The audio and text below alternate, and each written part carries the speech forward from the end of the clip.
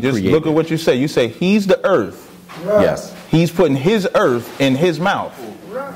Like in the scriptures, when it talks about something being spewed out, whether it's metaphorically or not, it never has to do with a rod in a man's mouth. He's the earth. He put his seed in his own mouth. He put his earth in his mouth. Listen. You can make a lot of noise. Nowhere in there is what seems to be a very homosexual message. Homosexuality is intercourse between same sex, right?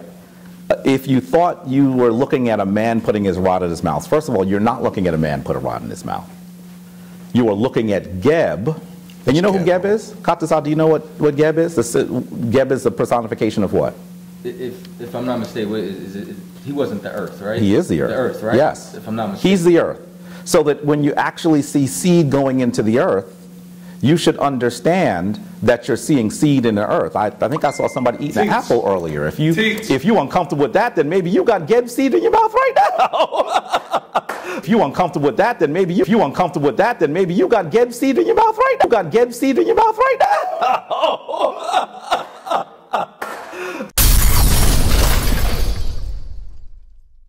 So I just want you to be clear that if you are untrained and unfamiliar, maybe you don't understand what you're seeing, and so you should ask someone about it.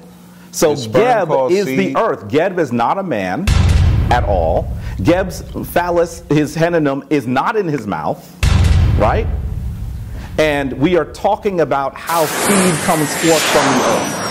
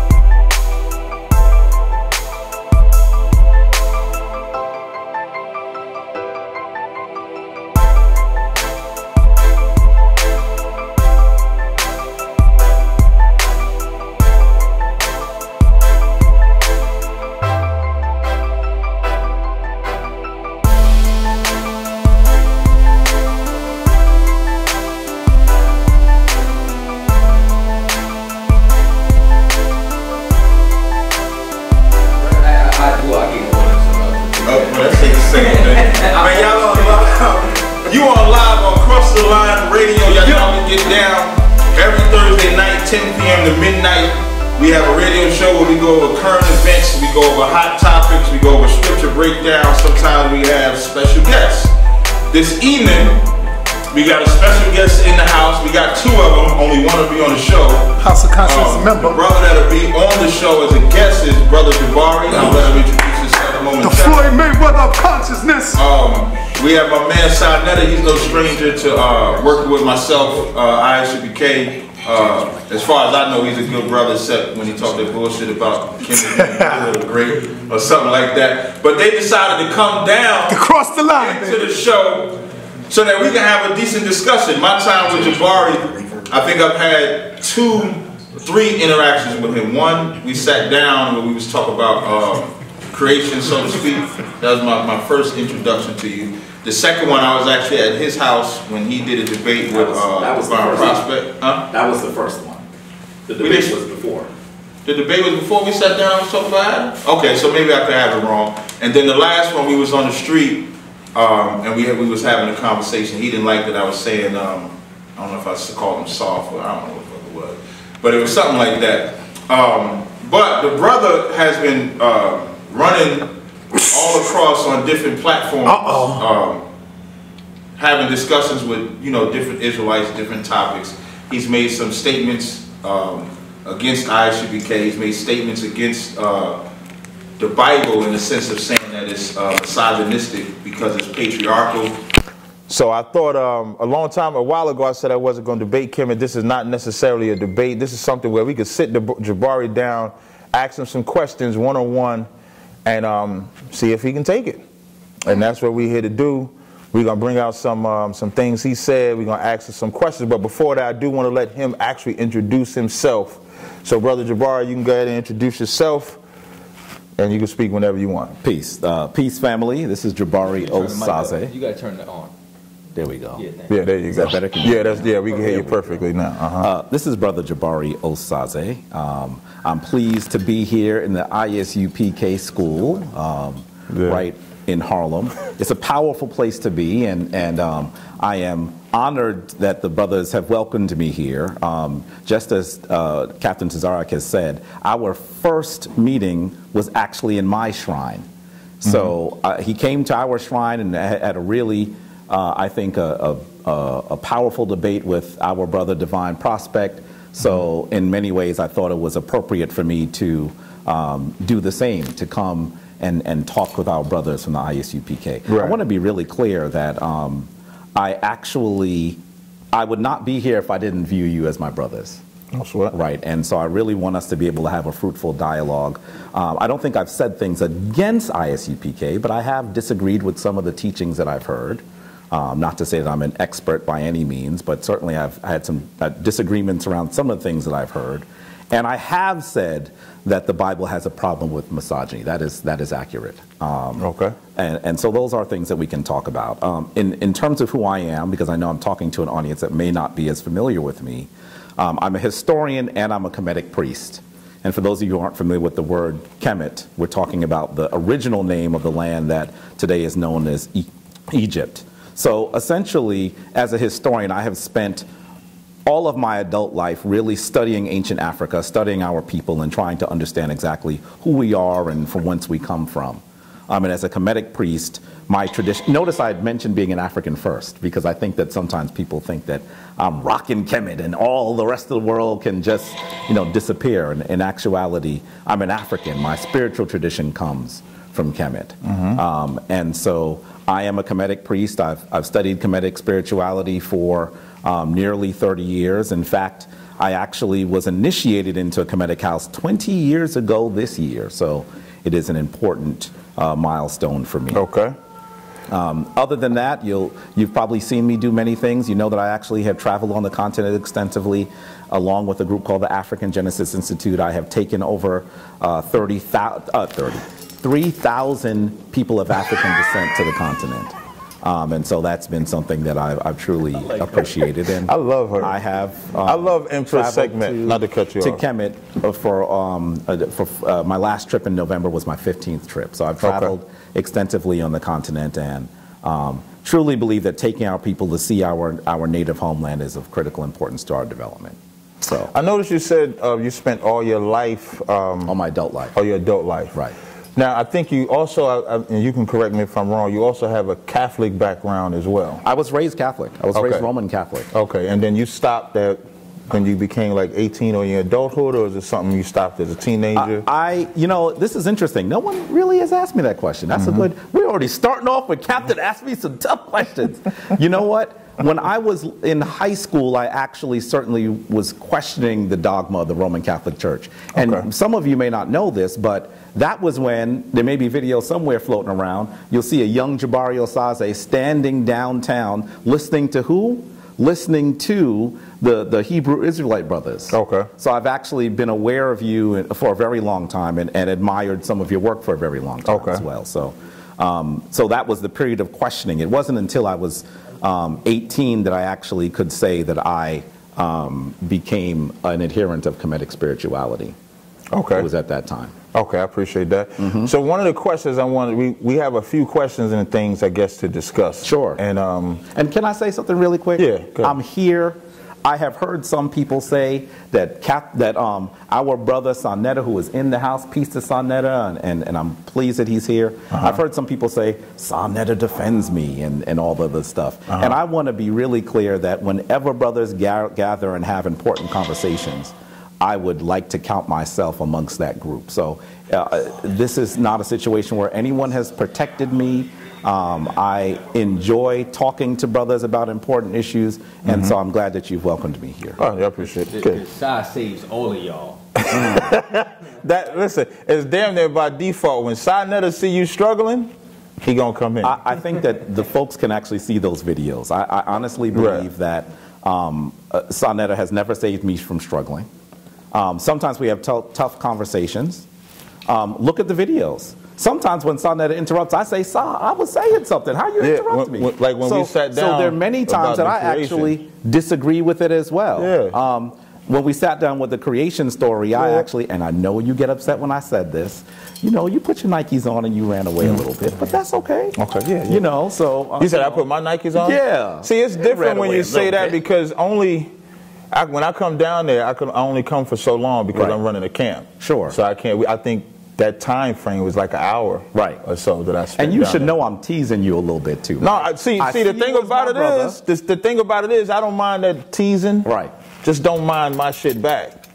My shit just a little hard. Here's the deal. Like, see, the difference is like you like a, you know, like you like a cordial tease. Here's the deal. I'm more like aggressive tease. I used to actually deal with brothers who are in prison. I'm used to people talking in harsh language. That's not the issue. Okay. I didn't take issue with you calling me soft either because I thought that was funny. I took issue with you saying that you didn't respect me. That was what I took issue with.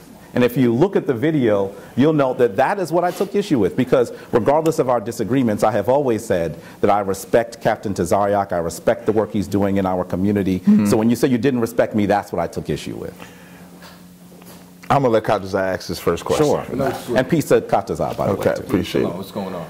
Okay, so you know, it actually segues kind of perfect off that question. That so you know you were in Roman Catholicism, you started waking up, you see different. You know, for lack of a better term, Black Power organizations, you understand, such as the ISUPK, in the city, so on and so forth. So, you know, I went through a similar walk of life. I was raised Catholic, you understand, and then I knew that was bullshit, you understand, all the dogmas, so on and so forth, you understand. But then when I came into the truth, or you understand, not that this knowledge, I had to change.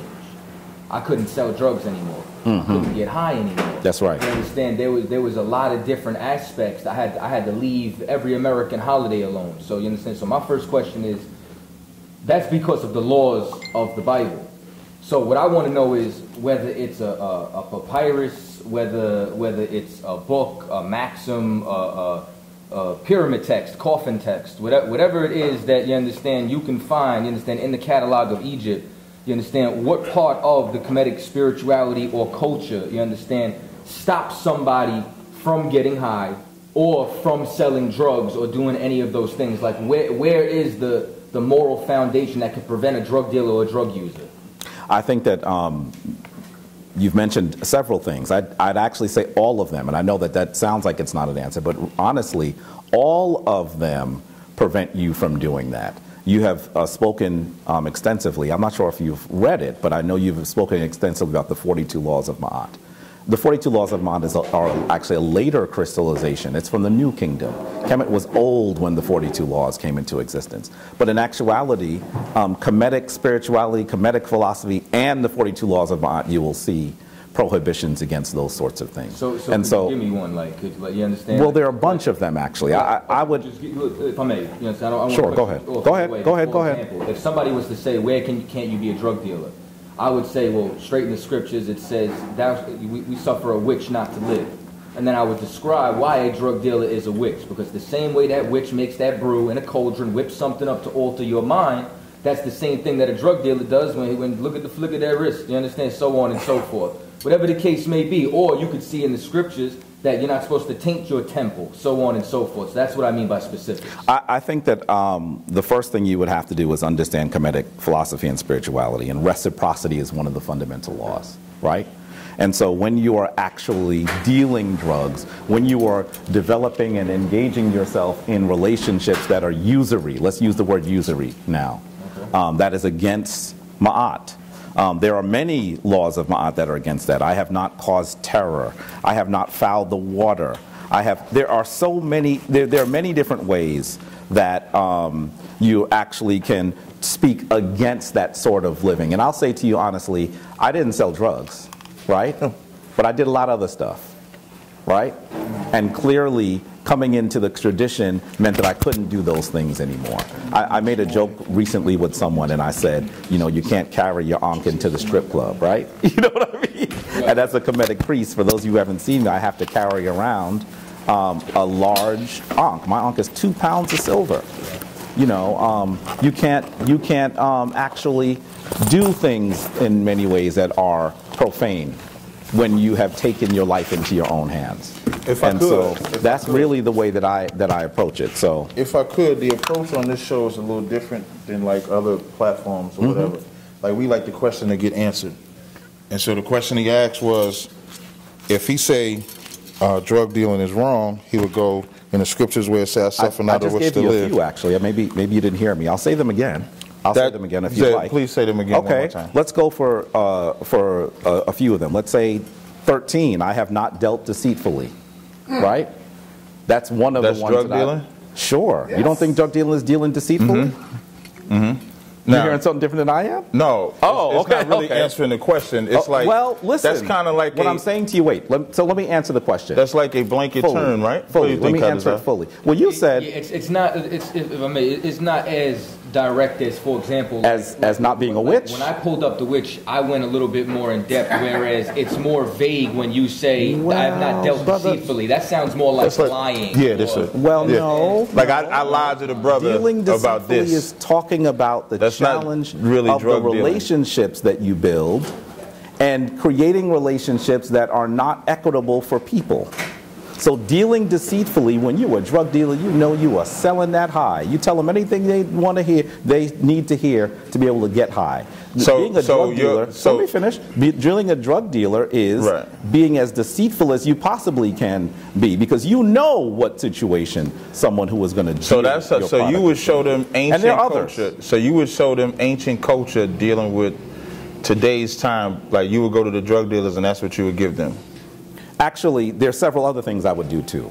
As a Kemetic priest and an adherent of the Kemetic tradition, you may know that we actually deal very comprehensively with the human body. And we fast. Most Kemetic people are vegetarian. We don't foul our bodies. Make sure you read that. So there are many different ways that I would approach that. Before I even read them, a law from the 42. It's the way that you live that is based in divine balance. And so for my perspective, and I know that when I deal with people who are in the Hebrew Israelite tradition, they always say, well, what are in the laws, right? I would say to you that even before you know the laws, if you're in a tradition, you're clear about the spirit of your tradition. But we and know the the people that we're tradition. talking about are not in the spirit of any tradition. I got you. That's know why what I read Like to you a whether law. I can read to you a few others if you want No, to. you don't have to read. Okay. You want to read the definition. Go ahead, read that definition. But I also don't think... Having Sure. the tendency or disposition First you have to tell us where it's deceive from. or give false impressions. Now that's what I was going to ask. Where's it from? On top of this? Where's it from, though? You got to tell us where you're reading it hold from. on. I'm going to in a Okay. moment. But now, so for example, this is deceitful in a modern sense of what we know. So I'm pulling this from a Merriam-Webster's dictionary. Oh, okay. So what I'm going to ask you is, for example, because I made a post on Facebook about this today. Mm-hmm. Most people don't understand the Bible because they'll try to understand it from a Western or Greek understanding of the words when you have to understand it according to Hebrew culture, which we can do. So what I'm saying is, if that's the case and this is not the proper context of that word, can you elaborate on how you would get the context you're speaking of for that word? Well, let me say two things. First of all, you say that they read it in Greek. You do follow New Testament? We just want you to answer the question. Much of it is written in Greek. But we just want you to answer. We just want you to answer the question about how would you convey Well, I've answered it several times. No. If it's not his to your question liking, that he just asked you. We looked up the word deceitful. You read deceitful. It is we looked up the possible. word deceitful, and then you brought up the language. Now let me ask So you we this. want you to correlate the deceitful or that language. Let's in read. the 1 second. We want you to correlate your context into the drug dealing context. So how would you take that and make the correlation? So let's read the definition one more time. Do you have it still? Yeah, I got it right here. Okay. Deceitful, having tendencies or disposition to deceive or give false impressions. When you deal drugs, the first thing you're going to do is you're going to tell them about your high. You're going to tell them what they're going to get. When you know very well that what they're really going to get, they're going to lose their teeth, they're going to lose their family, they're going to lose their home, definitely this is dealing deceitfully. Okay. That's definitely this is dealing deceitfully. Now my part two to that question is, where is that being displayed by you or any of your other Kemetic brothers on the streets where the drug dealers are at? Where's it being displayed? I'm not sure if I understand your... ISUPK is known for being on the streets dealing directly with the drug dealers, the thieves, the murderers, whores, abortionists, etc. if you're saying that that law can get drug dealers to stop dealing drugs, where are you or your Kemetic brothers on the streets doing just that to get them off of drugs? I think that many of our Kemetic teachers, and it's not just brothers, because it's also sisters. Either one. Either one. Many of us are actually indoors. One of the critiques, and I'm even. So you don't go outside? No, we do. But that's my question. Well, let me see. Like, when we first started, before we started, I said it won't be a lot of filibustering on the show. This is not filibustering. No, I want to give you my premise. Okay. So maybe we'll stop interrupting, and you could be more concise. Let that be the key word. Be concise with your answers. So when I say filibustering, we don't need a long, drawn-out thing. We just need to get right to the point because we got a lot that we want to go over. Sure. So a lot of times when you're getting cut off, it's because you're doing too much instead of just being very concise to the point. So the question that I asked was, where are you, brothers or sisters, because you said y'all women can do it too. That's right. Where are you or your Kemetic brothers or sisters on the corners where the drug dealers are at? The drug dealers ain't in the house, they're outside. So where are you on the corners to address that directly? Let me say something that I think you might not expect to hear me say. People who are part of the tradition need to be in the street more. I think that we are too often behind closed doors. Very often you will see Kemetic adherents, people who are actually following the tradition, not just studying history, because I think sometimes you confuse people who simply study history. I don't mean you as in. Yeah, I know what you mean. Yeah, I mean got people. You. I got you covered. Confuse people who are just studying history with people who actually are part of Kemetic traditions, right? We are always inside doing detoxes. You could even look at some of the work. This is probably the best work. When you say detoxing, you talk about cleaning your system from the drugs. Your system from drugs and other things that we're addicted to. So it's not just it's white sugar. It's all kinds of stuff, right? So you could even see y'all got that health. The one thing I'll give y'all, not to cut y'all off, but y'all got one thing I give them blackity blacks. That's what I call y'all. One thing I give y'all blackity blacks. You want to get some healthy shit? You talk to Inky. You talk to them. They will get your health together. I'll give y'all that.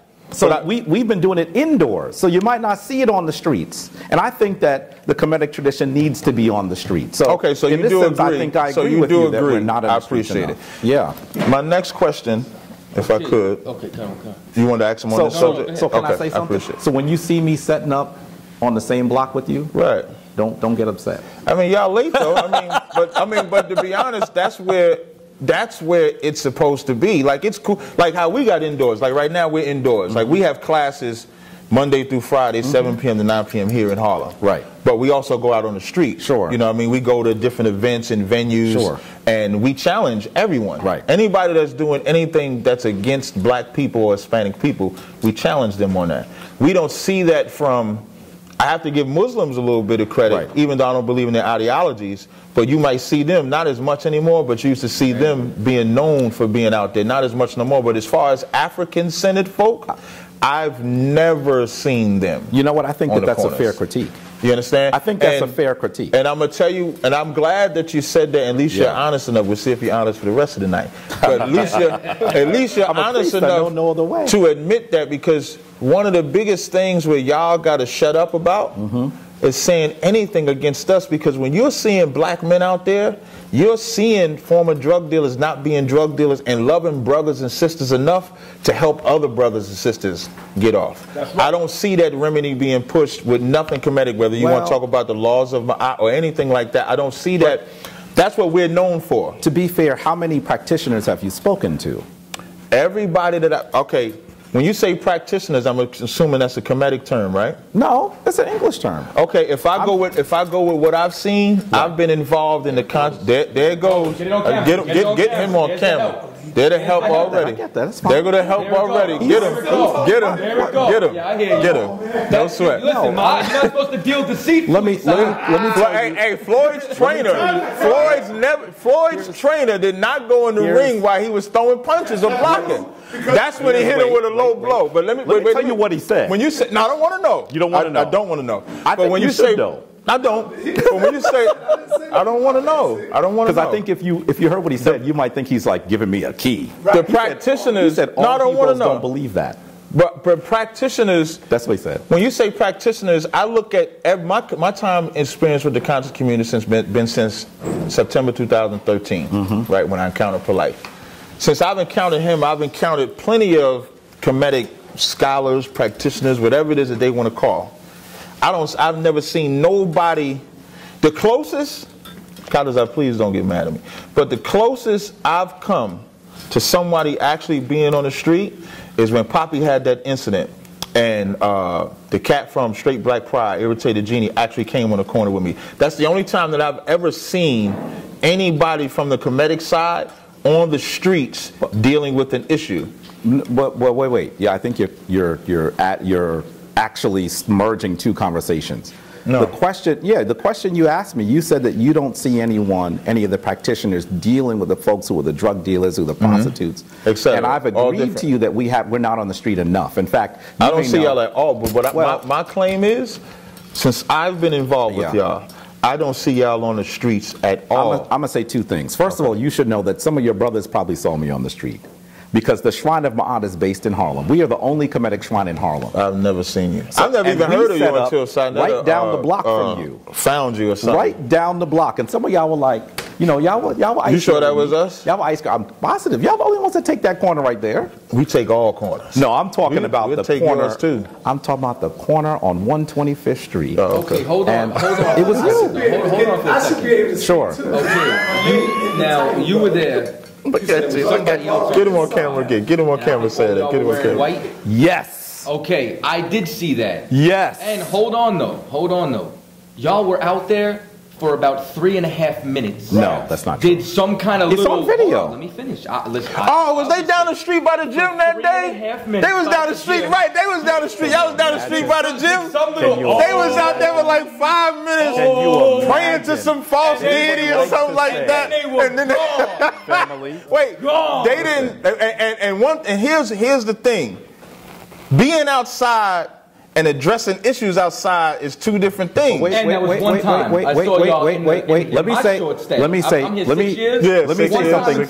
me say something very clearly. We are not only on that corner, right? I have had a public ministry. If you even just Google Jabari Osaze, you're gonna get a lot. You're gonna see I've been doing this for a very long time. Okay, but right? YouTube is not the street, you made man. an assertion. I want to respond. Because you said I was there for 3.5 minutes. I know you're joking, right? No. Because if you just look for the video, we was laughing. Let me answer. Right. If you just, I didn't see you, Captain Tazaryach, because I knew. No, I was there. We pointed y'all out. But you should understand that after that, we went back to our shrine. And we carried many people with us. So you have to understand what we were there for. And you should expect to see us even more. Because I agree with you that the Kemetic practitioners are not on the street enough. Now, I'm going to tell you something else. We sat there with Mfundishi. And Mfundishi is on that street every day. Mfundishi is out there. He's selling shit, but he out there, though. He sells things. Yes, he does. We talk about something different. But I will exclude you but from I want to be clear with you that you're going to see us more, because I agree that we're not there enough. So we'll see. We're not. I don't want to spend too much time. I just wanted to see. I'm actually glad. But here's the point. Let me just say this. I'm going to say it real quick. Okay, no sweat. You got to be quick. We'll cut you off. We do a lot of work indoors. And so I think that it is unfortunate that more people don't know where we are and what we're doing. So the Israelites have a stronger presence in the street than Kemet. And once again, I didn't hear y'all speaking against social issues or against drug dealers, anything like that. And we were there before you and broke down after. And it was one time in 6 years. First of all, one time on that corner, right? That's one thing you have to acknowledge. And I would say it is true that ISUPK is on the street. I don't know about in the street, but on the street more than we are. I think the preposition is important here, brothers. So I have been working with people in our community. Wait, you gotta listen. I have been working. Listen here, I'm answering your question. Anything inside, we don't. Yeah, we can hear you though, because we can hear you through the headphones. No, what happens sometimes is y'all looking elsewhere, and then that's the gift that you have. The gift that you have in ISUPK is when you see us doing all of that, we can still hear everything. But before you go further, you about to talk about some inside shit. We don't want to care about inside. We only care about outside. What I'm saying. Okay, all long as it's all outside. All I'm saying to you now, how could you say that the only thing that matters is the stuff you do outside? I'm talking about based on in a room right now. We're not on the based on the question. The question was, what do you guys do outside? No, I'm not questioning. You're merging two questions. I'm not questioning because you did ask about what we do in the street. In the street, right? And I already admitted that we're not there enough. Okay, no sweat. Then we're going to move on to the next question. But you also said, what are we doing to help those people who are drug dealers and But you said that. You said y'all you said y'all do that inside. Yeah. Right. You said y'all do that inside. Because I think that we do it outside and inside. The impression but you got to have feet on the ground. The impression might be that we're not doing anything because you don't see us on the street. And I think that that is not necessarily true. Let me say that. Okay, we're gonna move on to the next question. Oh wait, you want to say something, Si? Get him on camera. Let him say something. Give him the mic. Yeah. Yeah. What I want to say is that, as long as you ain't asking no question, and it got to be like short. Okay, no short. You try to make it appear as though all Hebrew Israelites are on the street and There you go, saving them. There are more Israelites that's not There you go, saving them. that's in the home. There you go, saving That's not in the street. Say it again, Caataza. I hear you, but you should know the disclaimer. Let me finish talking. Sinetta, he just said the ISUPK is not affiliated with no other Israelite group. So what you're saying don't apply to us. It's irrelevant. It's irrelevant. Let me tell you why it do. Because you're not the only Hebrew Israelite. You didn't say ISUPK is the one that's in the street. You said us. Did you say we? Hey, you Floyd. What's Floyd Mayweather's uncle name? What's his uncle name? Hebrew Israelites. Hey, somebody in the chat, give me Floyd Mayweather's uncle's name. I need Floyd Mayweather. Wait. Did I hear? I need Floyd. Said you're the only Hebrew Israelite? I need Floyd Mayweather. I just want to make sure you say that and everybody hears it. No, I hope they do, and they know that I'm adamant when it comes down. Somebody need to. We need to change Sinetta's name. We need Floyd Mayweather's uncle's. That's his trainer. We need his name. Now, folks. But don't say nothing. I want to change the subject. Did he actually just help me, or did he just add his own information? Roger. We're gonna call you Roger for the rest of the night, Si. Right. So anyway, so now the next question that we want to ask, this is kind of totally different now. When it comes to the white man, right? I call him. When you say, you know what, I've been trying, you say that shit, I've been trying to figure out how the hell you spell that shit all week. Is it Why didn't you text me and ask me, man? I ain't got your number. I don't have your number. We need to yeah, we can exchange. How do you spell that? Usually, now remember, we're approximating something in English that's not an English language. Right. So you may see a few different spellings. Right. But generally, when I spell this, usually T-A-M-H-O-U. Sometimes you'll see Tamahu, T-A-M-A-H-O-U. Okay, and so that's essentially what you'll see. Okay, no sweat. Right. So now, when it comes to the white man, second conversation, you were saying that we all come from a black mother. So now, when it comes to the white man, where does he fit in that equation? I think it should be clear that I do believe that all people on the planet came from one black woman. However, I think the Tomhu, for the most part, has been away from the mother for a much longer period of time. Their culture has become the virtual opposite of African culture. Their interests, they have made it seem that their interests are antithetical to African interest. I think we're going to both have to deal. I say the Tomhu. I could easily say the white man. I don't disagree with that. Right. We're going to have to deal with that. Okay. Absolutely. So if the white man would be related to you then? The white man is related to everybody. Yeah. Okay. So now I think that just like you have some members of the family that do things that are so damaging that you need to either keep them away or have a reckoning with them, I think that that's what's going to happen. And so when I say Africans, you could say that the Tomhu is from Africa, but they have not been from Africa culturally, spiritually, linguistically for a very long period of time. Okay. And a part of the reason why we asked you that question, because I get a different answer from different Kemetic scholars, priests, whatever they call themselves. Some say Neanderthal, etc., like that. So I wanted to see where you came from. There are differences. I got you. Yeah. The next question that I have is when it comes to the earth and creation, how were the different races created? Like how did they come about? Like, you know, even though if you say we come from one black woman, according to your theology, we look different. Like Asians look a little different, Arabs look a little different. Now we all got eyes, noses, and facial features and skin tone and stuff like that, but we have differences that make us different. So in your creation, where do the races come from? You know, I actually, when I say that everyone comes from one black woman, it's not my theology. That's a scientific estimation. Okay, so your scientific estimation, we come from one woman. Yes. So where do the races come from? And I'll tell you something interesting. I don't think that there is a section of the Kemetic story that clearly, and I should say that we're talking about creation stories now, Right. that clearly describes that other ethnic groups, and I'm going to use racial groups with air quotes, come from a different place. In the creation story, it doesn't describe that. But I will say to you that there are some descriptions. For example, in the Book of Gates, there's some images, and this is the oldest image of the Tamhu, of the European, is in a Kemetic tomb, and it describes the people who were children of Ra that we had interaction with. Okay. And the Tamhu was there. Okay. So. Another question. This is off of creation. Yeah, that's what I was gonna. Yeah. I'm doing the order. Okay. What's up? Unless you want me to do something. No. Okay. They gotta order questions. It'd be nice if I had the order. It says, do you accept young Ma and other women who portray themselves as men? Oh, no, we did skip one. But before we even, I don't even know if I know who Young Ma is. like Young M.A. She's like good. But I was gonna say, I want to backtrack for a second. Sure. So, what creation story do you subscribe to? Like, what is your narration of creation?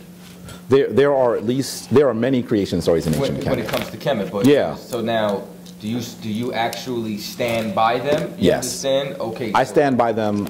All of them, or is philosophically there- and spiritually. Okay, all there are of them. 4 major ones. Yes, all of them. Okay. And they sound different, and that's because creation stories are different than scientific stories of the creation or how things got here. Creation stories have us understand the nature of things, the relationship of things. What is our relationship between us and the divine? Us and Ra, us and the Ntiru, the creative forces. That's really what creation stories tell us. They're not meant to be read as a literal history in that sense. Okay, I from a biblical standpoint, I disagree for a little bit, just because even like for a moment ago when you said that it's not supposed to line up with science. Oh, that's not what I said.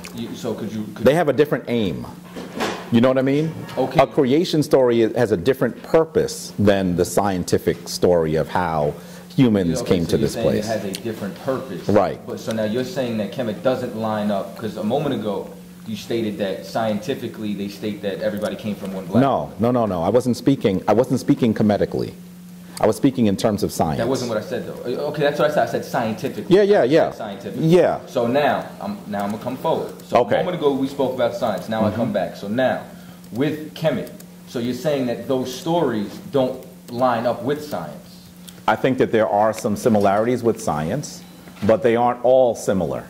And I don't think it necessarily needs to be, because they have a different aim. It's almost like trying to wear a pair of gloves on your feet and thinking they're shoes. You know what I mean? That your gloves have a different purpose than your shoes. Oh, okay. I kind of see what you're saying there. But now, just back now, because even I want to backtrack. That night when, you understand, Capt. Tazaryach had to check so-called Hebrew brothers, you understand, brotherly, the night that they interrupted your speaking. The Hebrew Avengers event. Right. So now, I heard that you make a stuff. statement along the lines of, when it comes down to the creation story with Geb, you understand, that it seems like a very homosexual story, you understand, if you read it literally. I wouldn't agree with that. I mean, anybody who was to ejaculate inside their mouth and then spew creation out, that seems pretty homosexual. Well, but, I think even by definition, what's a homosexual? I'll let you speak, though. Yes, You please. understand? I did not mean to interrupt you. I'm just trying to. I just think it's pretty Go gay if ahead. anybody puts a rod in their mouth, even if it's their own. But, so, my point is that I saw you turn it into a metaphor for the earth spitting it out, and this, that, and the third, whatever the case may be. Like, you tried to clean it up a little bit. You tried to do your little Kemet shuffle. Let me finish. I'm going to give it back to you. Go ahead. You understand? But for example, like in the scriptures, when it talks about something being spewed out, whether it's metaphorically or not, it never has to do with a rod in a man's mouth. Ever. You understand? It'll talk about And it never a will. literal ocean spewing out dead bodies, which you understand, which is the masses of the world spewing out the bodies, you understand, that are going to get clean, that they're no longer in that sea of death, you understand, and then they come to life spiritually.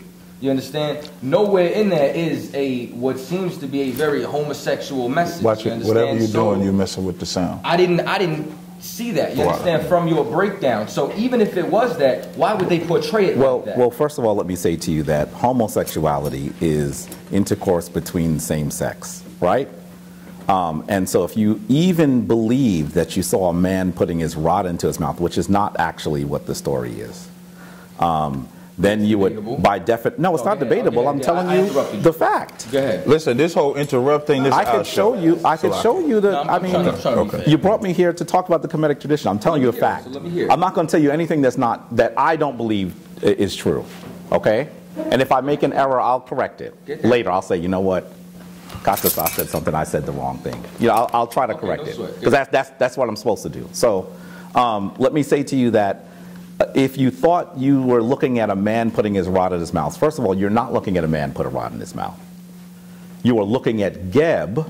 And you know who Geb is? Chaataza, do you know what Geb is? Geb is the personification of what? If I'm not mistaken, he wasn't the earth, right? He is the earth. The earth, right? Yes. If I'm not mistaken. He's the earth. So that when you actually see seed going into the earth, you should understand that you're seeing seed in the earth. I think I saw somebody eating an apple earlier. If you're uncomfortable with that, then maybe you got Geb seed in your mouth right now. So I just want you to be clear that if you are untrained and unfamiliar, maybe you don't understand what you're seeing, and so you should ask someone about it.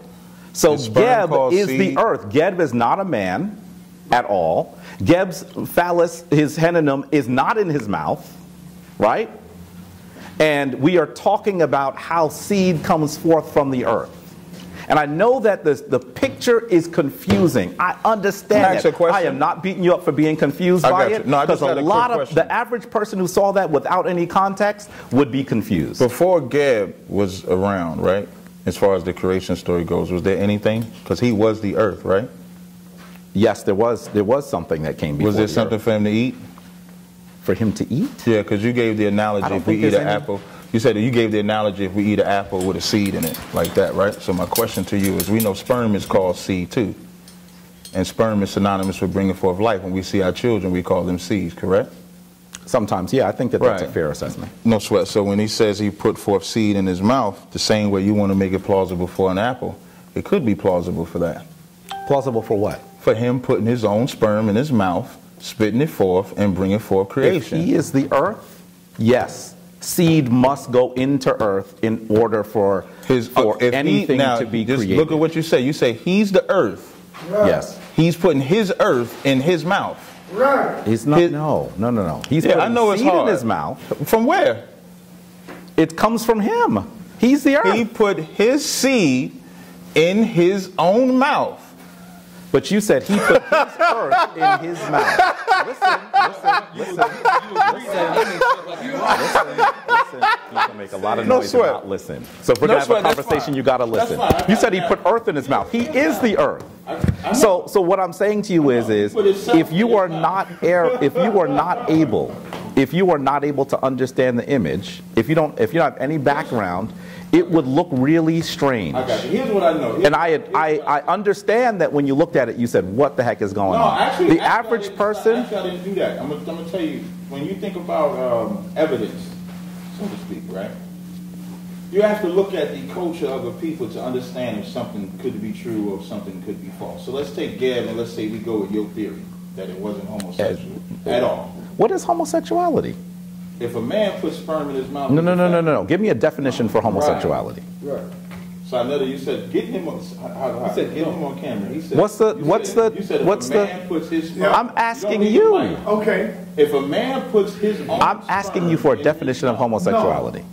Homosexuality, in true definition, would be male, same sex.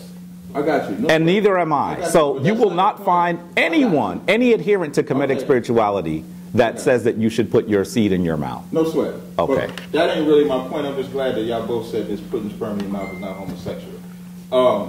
You fucked up that. No, it's not. But so now, well, my point is, when you go with evidence, when you go with evidence, right?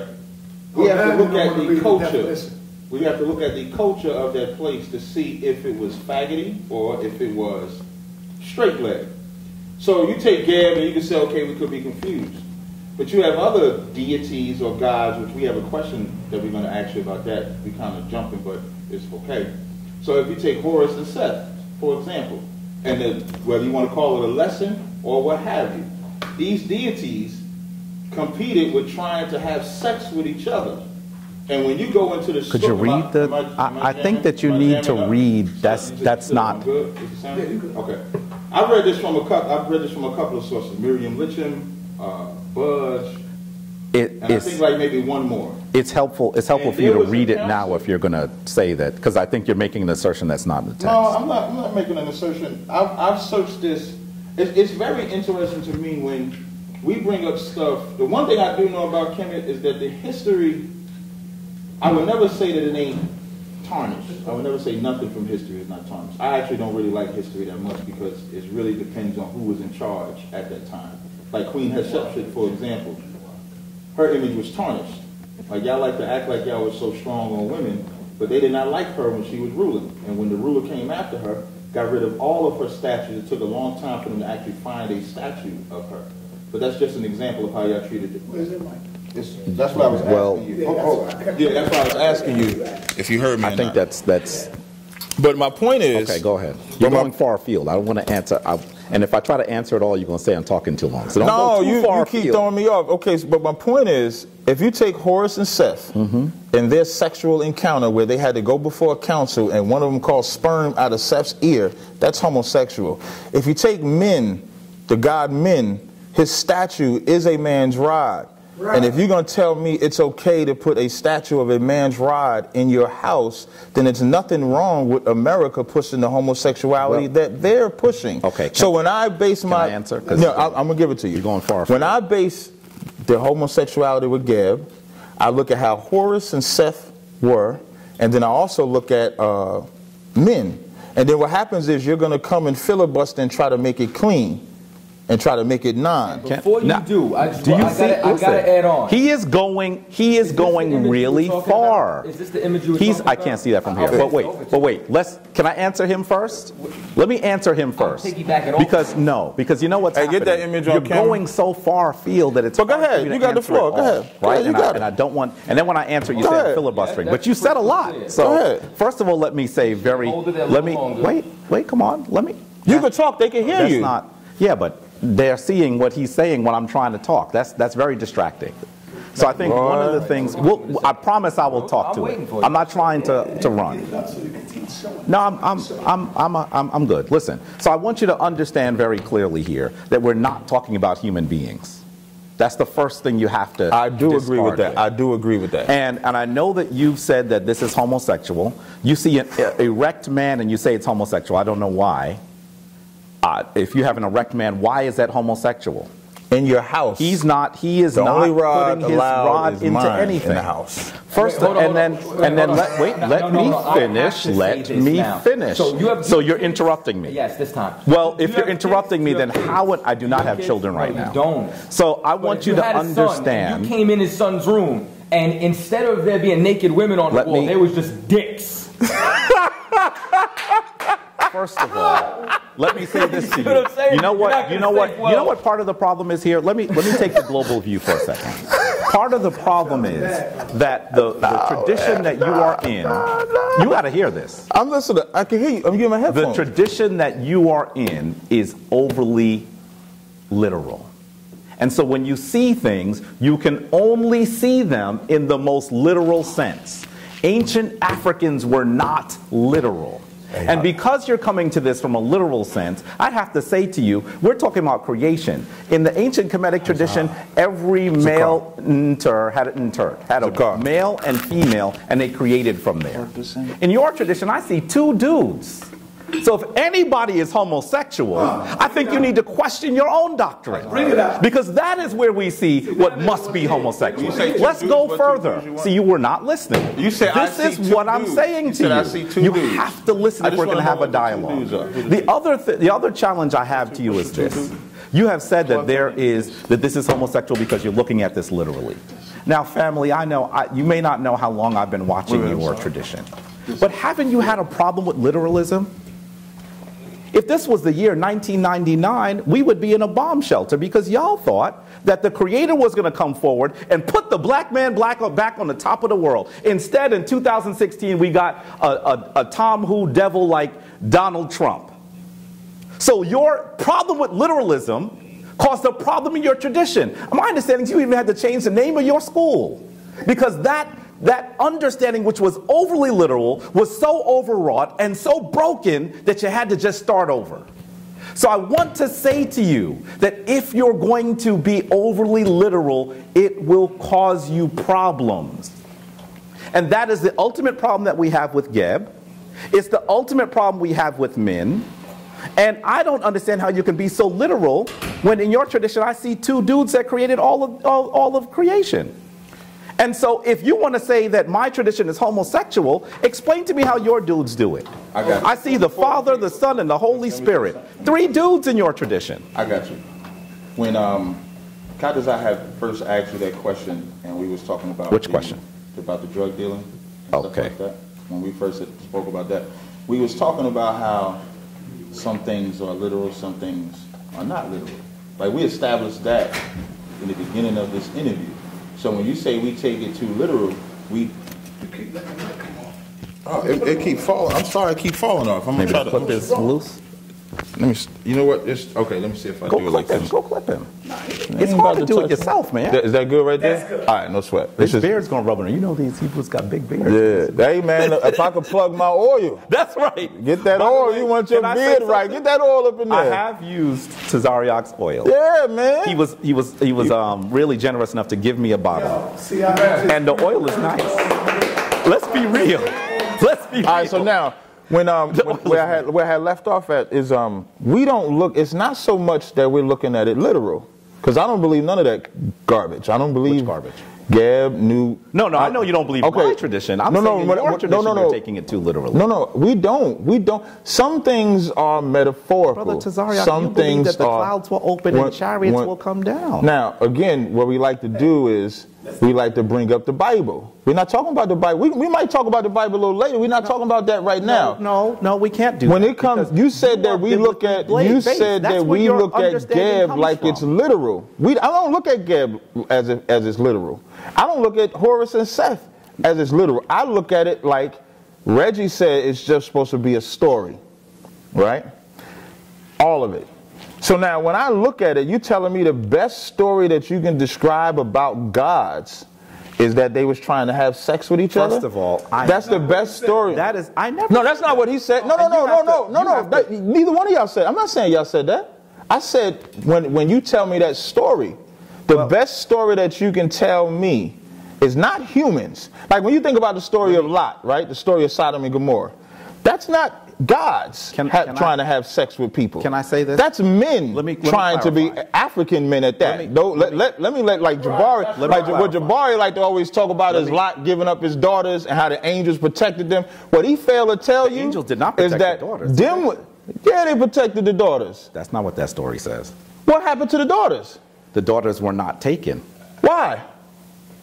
The mob didn't say. Wait, why? You want to read? No, I know the answer already. Because the angels intervened and helped them. The quote. They left the city safely. Listen, wait, hold up.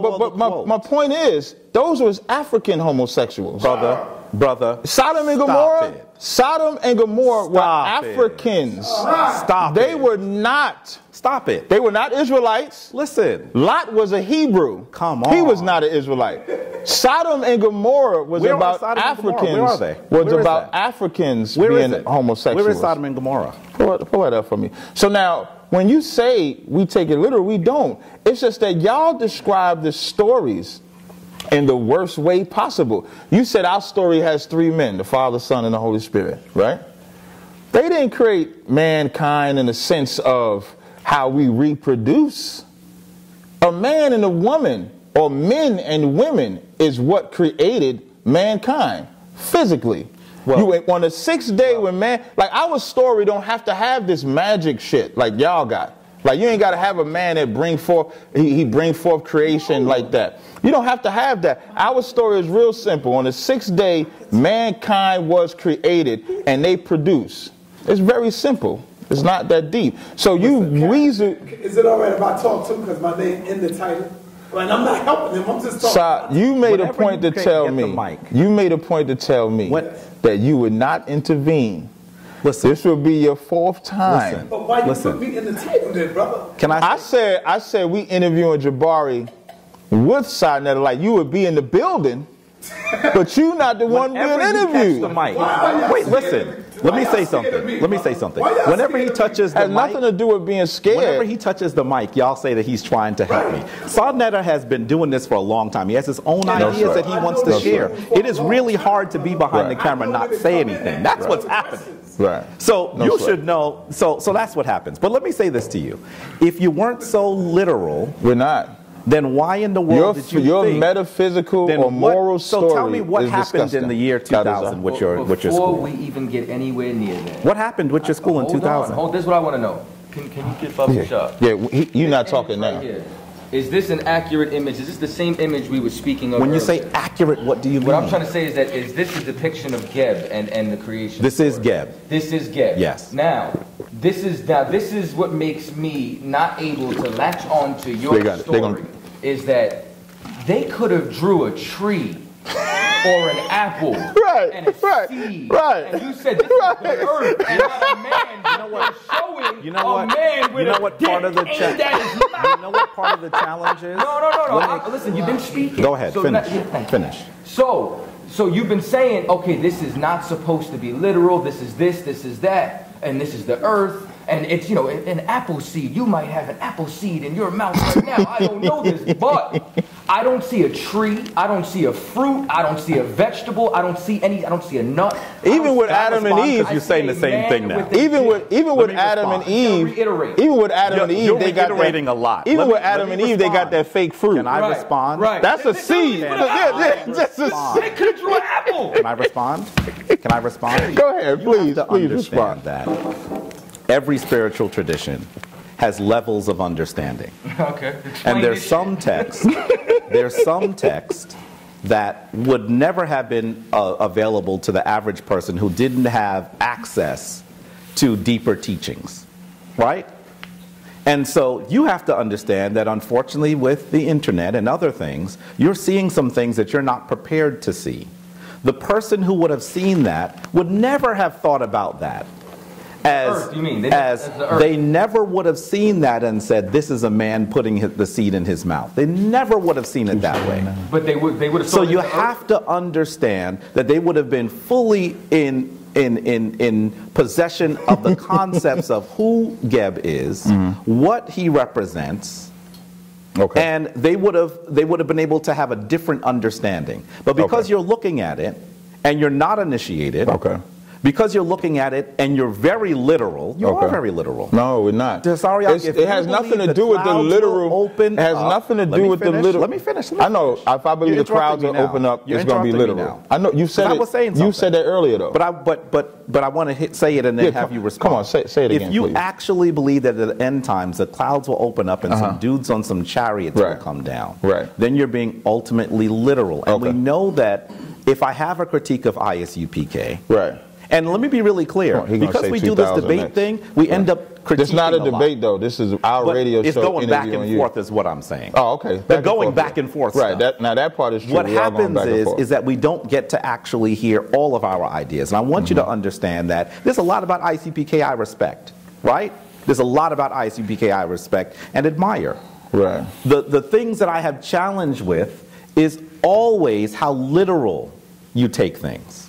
And that's a problem. And you should see it as a problem, too.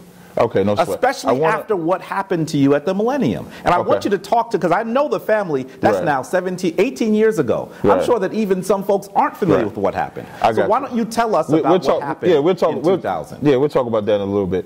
I want to change the subject. I doubt we will, but I want to change the subject or change the conversation just a little bit. When it comes to, which way do I want to go? To the women. You sure you want to go in that direction? Yeah, absolutely. You made a point to say that, talk about the Bible being misogynistic, right? There is a video that I put up on Sinai's platform that... Well, I'm not really necessarily saying the video, but I've just known, right. And actually, I'm going to tell you something. What I did like, actually, that was the one you did with Dr. Ma'at. I actually liked it when you was getting mad at me, actually. If you ask Sinai, tell him, right? Ain't that true, Si? Didn't I text you, tell you I liked it? So that way, when I get spirited myself, can't nobody say nothing because he got spirited at me, but at least I'm doing it directly instead of in a camera. But anyway, when it comes to women, a week or so ago, I'm a big of a brother, Issacharite brother. His name is Jashub, right? And a week ago, I'm going to play this clip. Now, it might not come out too loud. They might not hear it on there. Or I'm going to just speak about it. A week ago, they asked you about the maxims of Ptah-hotep. When it comes to the maxim of Ptah-hotep, before this day, that was like your goddamn... And I just want to go on record. Capt X, 2 years ago, on our way to Chicago, X said the same question, and he completely avoided it. Right, I did. What? This question. And the brother Jashub read how in the well, first, the maxim of Ptah-hotep was like your Catholic Holy Grail. Like Catholic? And I'm going to tell you what I mean when I say that. You used to bring that up. The oldest book is the in the history is the maxim of Ptah-hotep, of divine inspiration. First book. If the world's first book. Me, get it right at least. It's the world's oldest complete book. Now, in terms of a moral guide, because it seems like that is part of what we're talking about here today. I want to play this part because I want you to hear what he says here. It's so strange for you to play a video of someone who's sitting right here. I could tell you, but I don't want to get your words wrong. Okay. That as we begin to understand what we have done, you have to understand that these people... Because you called it divine here. From the Hebrew tradition... You said, I'll stop it. When you did the debate with Israel Doctrine, you called the maxim of Ptah-hotep. You acknowledged there was an old man who was a vizier, passing it down to a young, passing it down to a vizier, a younger vizier, which was not the norm. Well, it was normal. He wasn't actually a younger vizier, but he was younger than him because this guy was like 100 years old, right? It's a spiritual. But it was not right. It wasn't normal to pass that down to him. Wasn't normal to pass what down? The visorship. If I'm saying it wrong, I apologize. I don't think that he passed the visorship down to him. Yeah. But let me say to you that when he wrote the book... You said it was divine. You're making up words now, Cap. Divineship is made up. Divine is not. But you said it was divinely inspired. He was leading. To say something is divinely inspired is to say that it comes from a higher power. Okay, so why don't you? Maybe you should play the clip. Now he wants me to play. He said I don't have. Now you see that? Because I think he said I don't have to play it. He said I don't have to play it because he's standing right here. What's your question though? There's a question here. You said it was divinely inspired with Israel Doctrine. When the brother Jashub read what the maxim of Ptah-hotep says in regards to women, when it says, for that woman, keep her from power, control her. Right. Now, I don't believe that makes it patriarchal. First of all, can you read the earlier part of the text? Have you read the maxim of Ptah-hotep? I read some of it, and I'm not. So how are you going to use a clip and not have read the book? Let me finish. That's some. You're going to bring what he's going to do is he's going to bring a part where it says something good about the woman. Can I read the maxim? It says, "Don't contend with her in court. Yeah, don't power her eye as a storm." Let me read the. Wait, I can give it to you. You want me to give it to you? No, I don't. That's not my point. My point, and it ain't even got nothing to do with patriarchal, because all patriarchal means you just come from the seed of your father. It's not that deep. A woman can be as that's patrilineal. But what you tried to imply with your greatest book, with the greatest book that was divinely inspired, when it comes to the woman, it said to keep her from power, control her. And what you said to me what you said to the brother Jashub spoke volumes, because you said what you should know is that there are some people that are coming, you named Sunjeti, and you said that they're coming with a different, with a retranslation, right? And you said, and even if they come with the retranslation and it says the same exact thing, I'm not going to follow that. What? That's what you said. No, that's not what I said. That is what you said. No, that's not what I said. I said that if... Okay. Out of anything. I'm saying that the difference is that we are talking about a man who, you got to go further down. Wisdom wrote. So I think that can I ask another question? You got to go further down. I'm trying to counter. That's early in my statement. You got to go a little further. In a more closer relationship. That's why you're a priest. I can tell you what I said. You said that if it says keep her from power. You can speak in the mic. Yes, speak in the mic. If it says keep her, I wasn't trying to interrupt. No, I got you. Okay. I got you. Right. Mm-hmm. What I said was if it sounds like it is something that is negative to women, this is the spirit of what I said. I would not. Hold on 1 second. Callers, we're not going to take no calls just yet. Give us like another maybe 30 minutes or so, and we'll take your call. That's a caller calling. Sure. But go ahead. That's cool. Go ahead. So that is what I said. I said that if it does sound like something that is speaking against our sisters, that I would say that I would speak against it, is what I said. Right. So you would speak against the maxim of Ptah that are divinely inspired, meaning you disagree with what he got from his deity. He doesn't say he gets, come on now. Let me do this. Come on now. Because I don't want to quabble. Come on now. I don't want to squibble. Come on now. Squabble over the little stuff. But no, this is not little, because you made your whole thing about how the Bible is against women and how Kemet is not. I'm about to agree with you. There are two things that have to happen here, because the family hasn't read the Maxims of Ptah. Apparently, neither have you. No, I've read some of it. Haven't, but you got to read the quote that you're reading. No, I've read that. No, I've read that. Let's read that quote. I read it already. Well, let's read it. No. That quote that I said is accurate. That's not even a sentence. You said read the quote. You didn't even read a sentence. And Chaataza started from the beginning when it says don't contend with her in court. We read the quote. Okay, now wait a minute. This is Maxim 21. It says, when you prosper and found your house, and love your wife with ardor, fill her belly, clothe her back, ointment soothes her body, gladden her heart as long as you live. That's right. She is a fertile field for her Lord. That's right. Do not contend with her in court. Right. Keep her from power. Restrain her.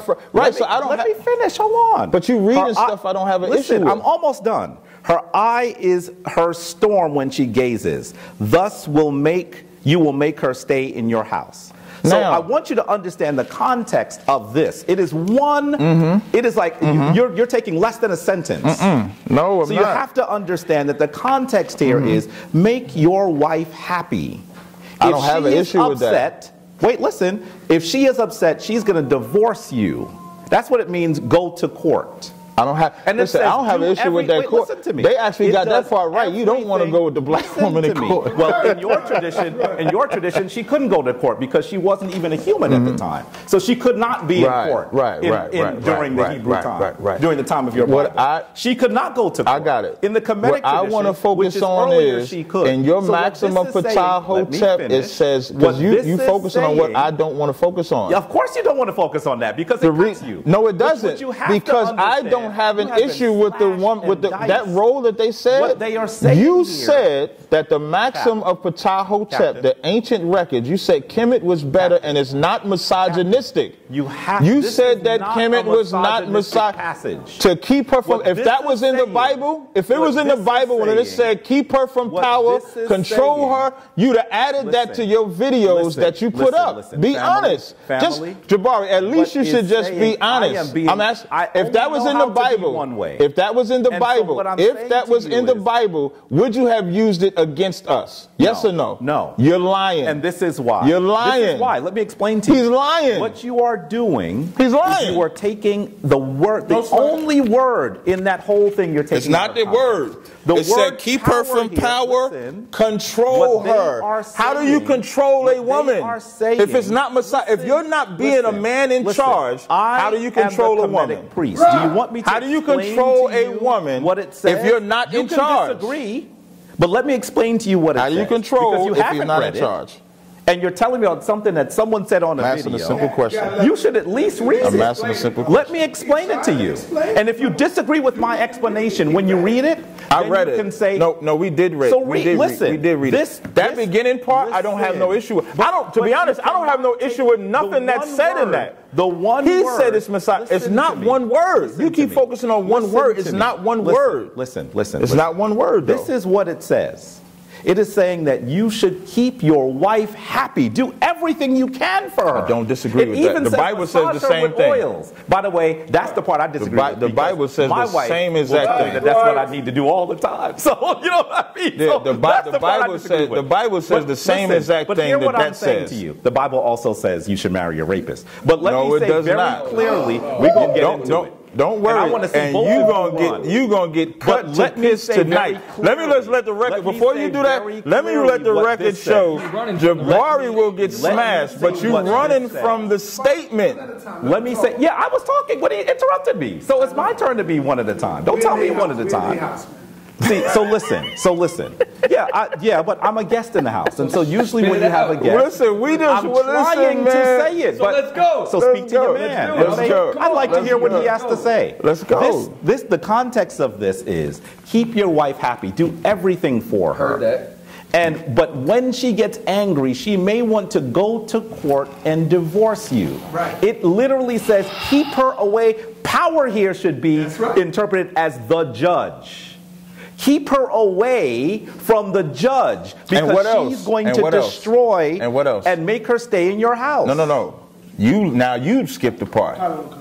It said keep her from power and restrain control her. Well, it depends on which translation you're reading. If you want to say restrain her, that's something you do by force. They are saying you to restrain. This does not say force. You said restrain. I said control. Does not say force. How do you restrain somebody? Listen. How do you restrain somebody?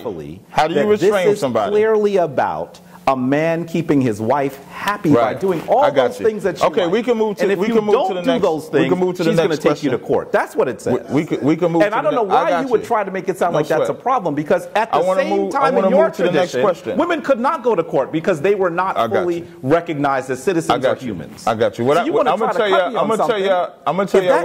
what I want y'all to do. Then you're beheading yourself. What I want y'all to do is y'all go look at my tapes, and when I'm asked a biblical question, I don't have to go at Kemet to answer the biblical question. I don't have to bring up what Kemet does or Kemet doesn't do. I can answer the question straight from the scriptures. What Jabari has done is want to make a correlation to the Bible because he just don't want to admit that the man had power over the woman in Kemet, which is not a big deal because the man is the protector. But we're moving on to the next subject. This is the next subject. Wait a minute. If they look at your videos, they're going to look at videos of you. No. When I'm saying video, I'm talking about videos of interactions with like Polite, etc. like that. I spent the whole time with Polite. Every time he asked me a biblical question, I stuck to the question that he answered. I didn't use Egypt as the backdrop. I just answered the question. What you do is run and use the Bible as your scapegoat, which is what Kemet do because they can't answer the Kemetic question. So we're going to go to the next question. I answered the question very Okay, no sweat. We're going to go to the next question. When it comes to Gab, we have mentioned Gab earlier, right? And we got into, and then earlier you said about the whole, we got to talk about rape because you can rape and got to marry a rapist in the Bible. Did Gab rape his mother? Oh. Who is Gab's mother? Tefnut. Gab's mother is Tefnut? Yeah. Okay. So why don't you read to me? I'm just asking a simple question. No. He did not rape his mother. And he did not get the crown of Ray after he raped his mother.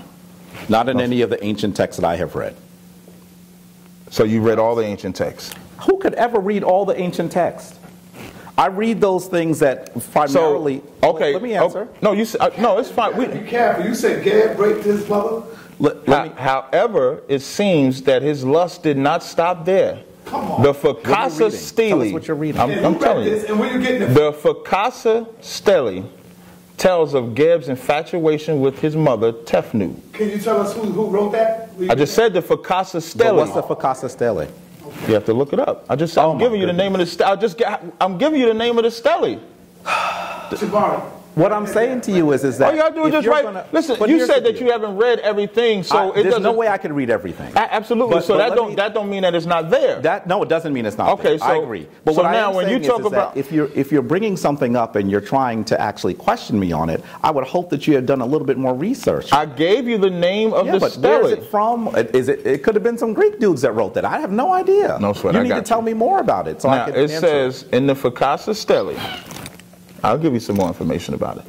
It says that Geb raped his mother, and there was 9 days of darkness and storms followed, and then Geb went and took his father's place as Pharaoh. Now what I did was, and I'll send you every link that I have, because what I did was, what I learned, here's what I did learn in dealing with Kemet. And this is all honesty, this ain't no bullshit. What I learned in dealing with Kemet is that what I used to think about Kemet wasn't the truth. You understand? Like what I mean by that is there were things that would, trying to see what I could use as an example.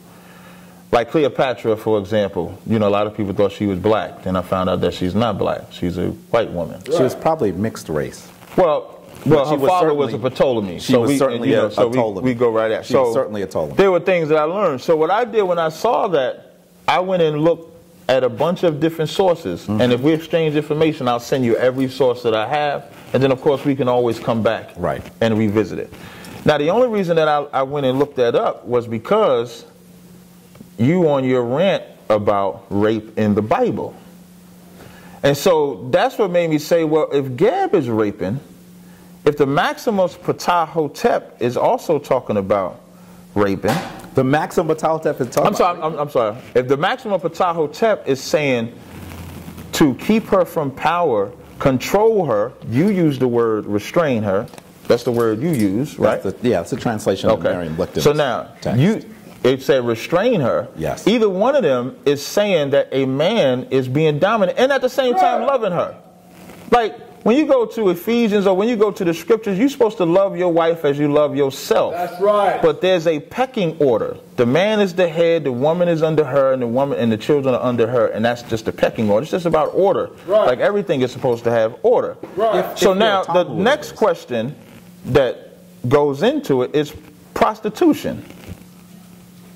Wait, and the Egyptian, are you not letting me? You going on to another? Yeah, we was done with responding. Responding to the rape thing. Go ahead, respond to the rape thing. You said you haven't. You said you haven't read it though. So I didn't. How can you speak on it? Well, I want to say to you that when we have these conversations, I really appreciate. No, I'm not. Wait, when you have. I said I would send him the sources. Listen. No, tell him to not talk. Listen to me. I'm talking to you right now. when you are having these conversations and you attempt to bring up something that you want me to answer, particularly whether I'm familiar with it or not, you need to do a little bit more research on it, so that you can tell me more about it. I've not heard of the stele. Okay, no sweat. I don't know what period it's from. I don't know who wrote it. I don't know where it was found. I don't know a lot of stuff about it. So for you to put it out here on this radio program, it makes it sound like you are talking about something that is verified. You're talking about something that makes good sense. But then when I ask you to give me any of the details about it, you can't. So I think that if you're going to bring up something from my tradition, at least be prepared to tell me why it's in my tradition. Just because it says Geb on it, that doesn't mean that it's from my tradition. No sweat. I offered you the sources. Yeah, but you didn't tell me anything about the sources. You just told me a name. I did. I told you the name of the stele, and I'll be glad to give you. If I didn't do enough research on it, I wouldn't have used it at all. Well, but I didn't hear any research. You just brought up. You did some Google research. I gave you the name of this. That's not Google research. I gave you the name of the stele. That's Google research. And I told you I would give it to you. The sources. I have more questions that I have to ask. Did you read the stele? Yes. You did? Yes. What does the stele say about rape? I just read it to you. I just read it to you. That wasn't a quote. That was no, that was. Read the quote. This is what I'm talking about. If you're going to do some research and some scholarship, you have to do research and scholarship. It cannot be Google scholarship. All of that he's doing is filibustering to take away from the fact that Geb raped his mother and was awarded Talk to me about where the stele comes from. And was awarded the crown. Okay, read it to me. And you did not from the stele. And you did not answer. You don't have an answer for the question. You'll get your sources. What I'm saying to you is that if you're going to use that against me, you have to give me some more information. And you can't just make a supposition without any foundation.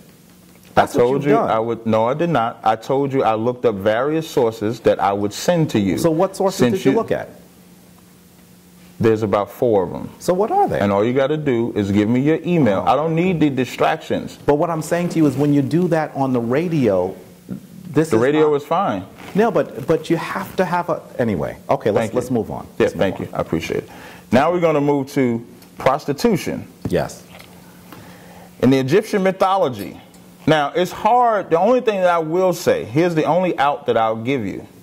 A lot of your Egyptology, that was another question I wanted to ask you. A lot of your Egypt studies are done by the Tamhu. You have some that are done by black, but most of it is done by the Tamhu. If you start with the Medu Neter, I believe that was started, the translation was started by the white man, right? Is that history correct? When they found what they call a Rosetta Stone. You're with not the different... incorrect, but I think I would tweak it a little bit. Right? Okay. Can you tweak it shortly? Essentially, I'm going to do it as fast as possible. If I'm going long to do this, I'm going to stop. Literally, because this is not a big point. But I want you to understand that we lost the ability to speak a certain language. Those texts were written by Africans. No, so it became dead after a while. But I don't want you to make it sound like the Tom who wrote it. No. I'm not saying that he wrote it. Okay. I'm saying like what you're saying, that it became a dead language, because just like any language can become dead. Sure. Hebrew became dead for a little while. Yeah. And then it's when most people don't say that. No, well, we're honest. Yeah. Hebrew was dead for a long. Hebrew was a dead, non-spoken language for a long time. So Medu Neter was one also, and the way they was able to translate it was when they found a Rosetta Stone with the Greek, Hebrew, and Medu Neter, and then they was able to line it up. Nice try. But anyway, you try to slip that in there. You thought you think it's late? I'm gonna just miss that one. No, I could have misspoken. Ain't that? It's not. That's not really that. I thought you were trying to get at. No. Do you read the Medu Neter? It had. No, I don't read them. No. So if you don't read the Medu Neter, just like you say, oh, you don't really know how to read. Well, I don't want to get off track because certain scholars say the Medu Neter wasn't translated properly, and that leads to a difference. Dr. Ben is one, though. Dr. Ben never said that the Hebrew was never translated. The Medu Neter wasn't translated. He did. You just misspoke. Yeah, you just. Sure, I did. I thought he was teasing me when he misspoke. Oh, no. I didn't mean to say when you talk about the Hebrew. You had a little smile. No. If y'all don't know Tazaryach, when he's trying to slap you, he put a little smile on his face. And that is by reading. I actually like that about him. So you can see it for yourself. So you can say, well, you know what? I got the first hand, third generation. Can you speak it? No, I don't. But you talk on it, though. Hold on, wait. But you talk about King James raped his mother. He was a drunkard and an alcoholic. I got you. That's why you coming up with this story about Gad had sex with his mother. See, but you don't speak the Medu Neter, but you speak on Kemetic history. Right. He speaks on Kemetic history. He said that I can't speak on Kemet unless I know the Medu Neter to go to the source. Before his camera, many people. But he goes. History. I'm not talking about. I'm talking about him specifically. But like he talks about it. You're known for talking about it. But anyway, in sources, Egyptian mythology, just like I named the stela that I got it from. This is from sources. This is the source that I'm about to read. I'm giving you where I read this from. Like I gave you the stela that I read that from. Okay, go ahead. When Herodotus was told that Cheops, Khufu, has set his own daughter to work as a prostitute to help pay for his pyramid building. Whoa. So did he set his own daughter as a prostitute? And every scholar, regardless of their ethnicity today, knows that didn't happen. So why is this scholar saying that? No, a scholar is saying what Herodotus said. But all this. Hear me for a second, because this is easily provable. Anyone that Googles, you could even Google this one and find out this is not true. Herodotus said a lot of things that people told him, and some of it he just got wrong, right? Now, and so just from a time frame period, is this Herodotus the same one that people credit for the King's List as well? Herodotus doesn't write a King's List. Herodotus brings a King's List to people. Right, and that was used as a timeline for. It's not his though. No, but I'm saying it was used though. The biggest King's List you're talking about is probably Manetho. Okay, Manetho. That's who you're thinking. Right. Okay. Yeah. Manetho is a native person. His name is probably badly translated. But Herodotus is a Greek man who travels to Kemet. And some of the things he says are just wrong. We know that that's not correct. No. And every scholar today, regardless of their ethnicity, knows that's just not true. No sweat. The next one. incest in Egypt. Well, it's kind of like two questions, but one. No, it'll be separate questions. So I want to do the incest one or the other one. You want to say something? Incest in Egypt. They have come up with scientific evidence. They've come up with stories. Is incest something that took place in Egypt? There are many times in actual royal families where what is attempting, let me take a step back. I'm going to try to do this quickly, but it's hard. That's a hard question to answer quickly. The rulership in Kemet is matrilineal, right? So in order to become king, you're supposed to marry the right woman. There are times that primarily half-brothers and half-sisters were married in order for the half-brother to become the king. When you say it is extremely rare, maybe I can think of one or two instances where full brothers and sisters were married. It's not believed that King Tut married his full sister. So now, is that lawful or unlawful? It was lawful for you to marry a half-sister because the bloodline is matrilineal. So that particular woman had the sacred blood, and so to become king, you had to marry her. So it is. So my question was, it's lawful to. That was not unlawful. It was not. No. So you can do that today. No. Well, when maybe I'll consider that when I have a navy and an army. No, we don't have Kemetic kings today. I'm a Kemetic priest. I'm not a king. No. Here's what I'm saying. When I'm saying, is it lawful for incest? You said it was not unlawful. It happened in royal families, right? The average brother and sister today. I'm not talking about today. Cannot. You just said can you do it today? About when rules and you said can you do it today? Different, brother. Wait, you just said can you do it today, right? Years ago. Well, I said, was it lawful? My first part, which I thought you was answering, that's why I interjected. My first part was, is it lawful? And so I thought you was answering that. Now I did say it was lawful. It's not lawful anymore? The honest reality is that we do not have a royal lineage anymore. So no, it wouldn't be. So are you saying, so it's not lawful, but no. It was lawful to sleep with your sister or brother, half full, whatever, but now it's not lawful. Right. Why? I just answered the question. Because of kingship? There is no royal matrilineal lineage. I think what we have to do is we have to now take the spirit of the tradition rather than the actual practice. So no, that is not something that any Kemetic community in any part of the world that I'm familiar with. And there's several. You want to know why y'all don't do that today? Because you know it's wrong. Right. We don't do it today. Right. You don't do it today because the Bible says don't do it. The Bible says don't do it? Leviticus, the 18th chapter, the first verse. And the Lord spake unto Moses, saying, speak unto the children of Israel and say unto them, I am the Lord your God. Now, you brought up the Bible. After the doings, so when I say something, don't say I'm just. After the doings of the land of Egypt, wherein ye dwelt, shall ye not do. And after the doings of the land of Canaan, whither I bring you, shall ye not do. None of you shall approach to any that is the near kin to him to uncover his nakedness, the nakedness of thy father, the nakedness of thy mother, thou shalt not uncover, the nakedness of thy sister, the daughter of thy father, or daughter of thy mother, whether she be born at home or born abroad. Even their nakedness thou shalt not uncover. You just said incest was lawful in Kemet.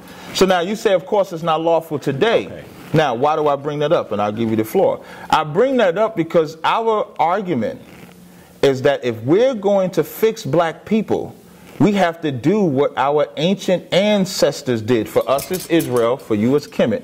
And I don't want to just say Kemet because you did start off by saying you don't want to make it seem like you're against the other African. Right. Yeah. So you always say Africanized. Right. Now, if we get into other African cultures, then we got to get into cutting off the daughter's clitoris, which is African culture. No, it is not an That is an African. It is not an African. Did he say that's not African practice? It is not an African. He said that's not African practice.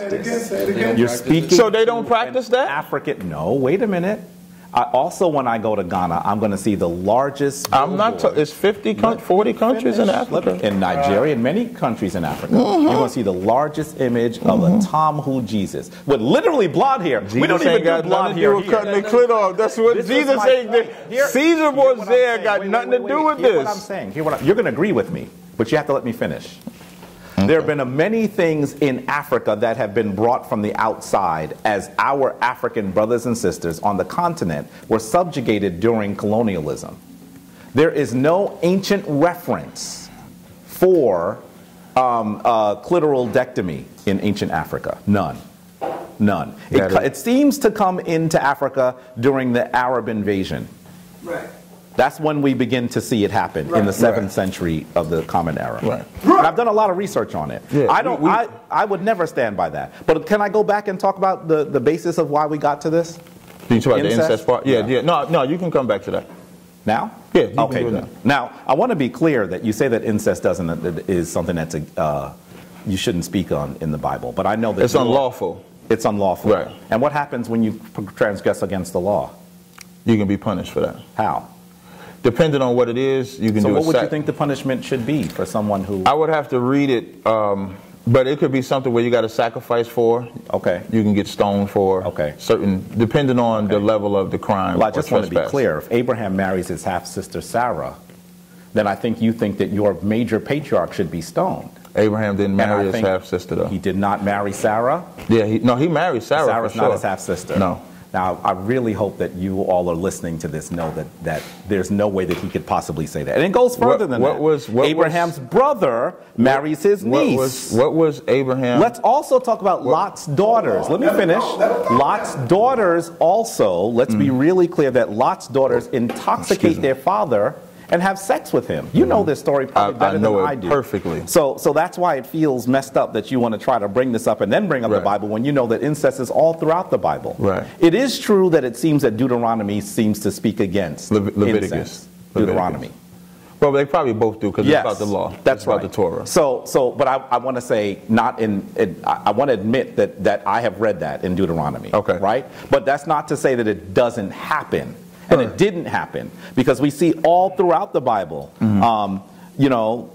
we see a brother trick his sister into making soup for him so he can sleep with her.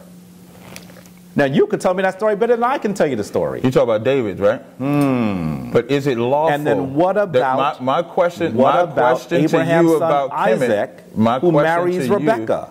How about Jacob marrying Leah and Rachel? Those are cousins. That's his not what I asked. His sisters and his cousins. No. Jacob and Leah and Rachel. Okay, you're going to show me the lineage. If I'm wrong, I'm wrong, and I'll admit it. No sweat. I appreciate it. He marries more than one person. He marries Leah. He marries Leah and Rachel. He marries Rachel. Okay. Is it Rachel or Rebecca? Rachel? No, Rachel. Rachel and Leah. It's Rachel and Leah. It's not a law against the law to marry your cousin. That's not what I said. But isn't that incest? No. That's so what do you consider? Sister, your brother. That's incest. Okay. And I asked you. So when you bring up, like, 1 second, you brought up David and David's son, rather, when David tricked his son.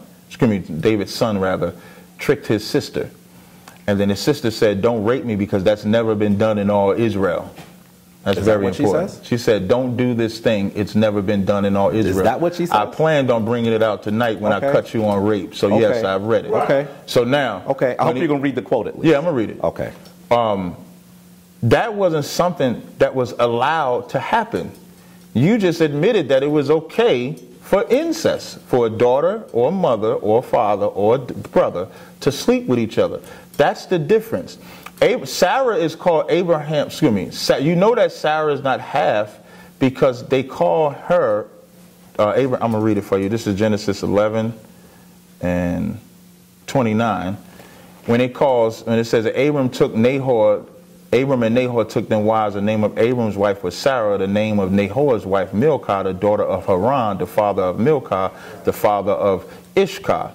Terah, that's called her daughter-in-law, which lets you know it was a lawful marriage. So, of course, there were times when Abraham and Sarah was traveling and he said, tell him that you're my sister, because he didn't want them nasty Africans to take his wife.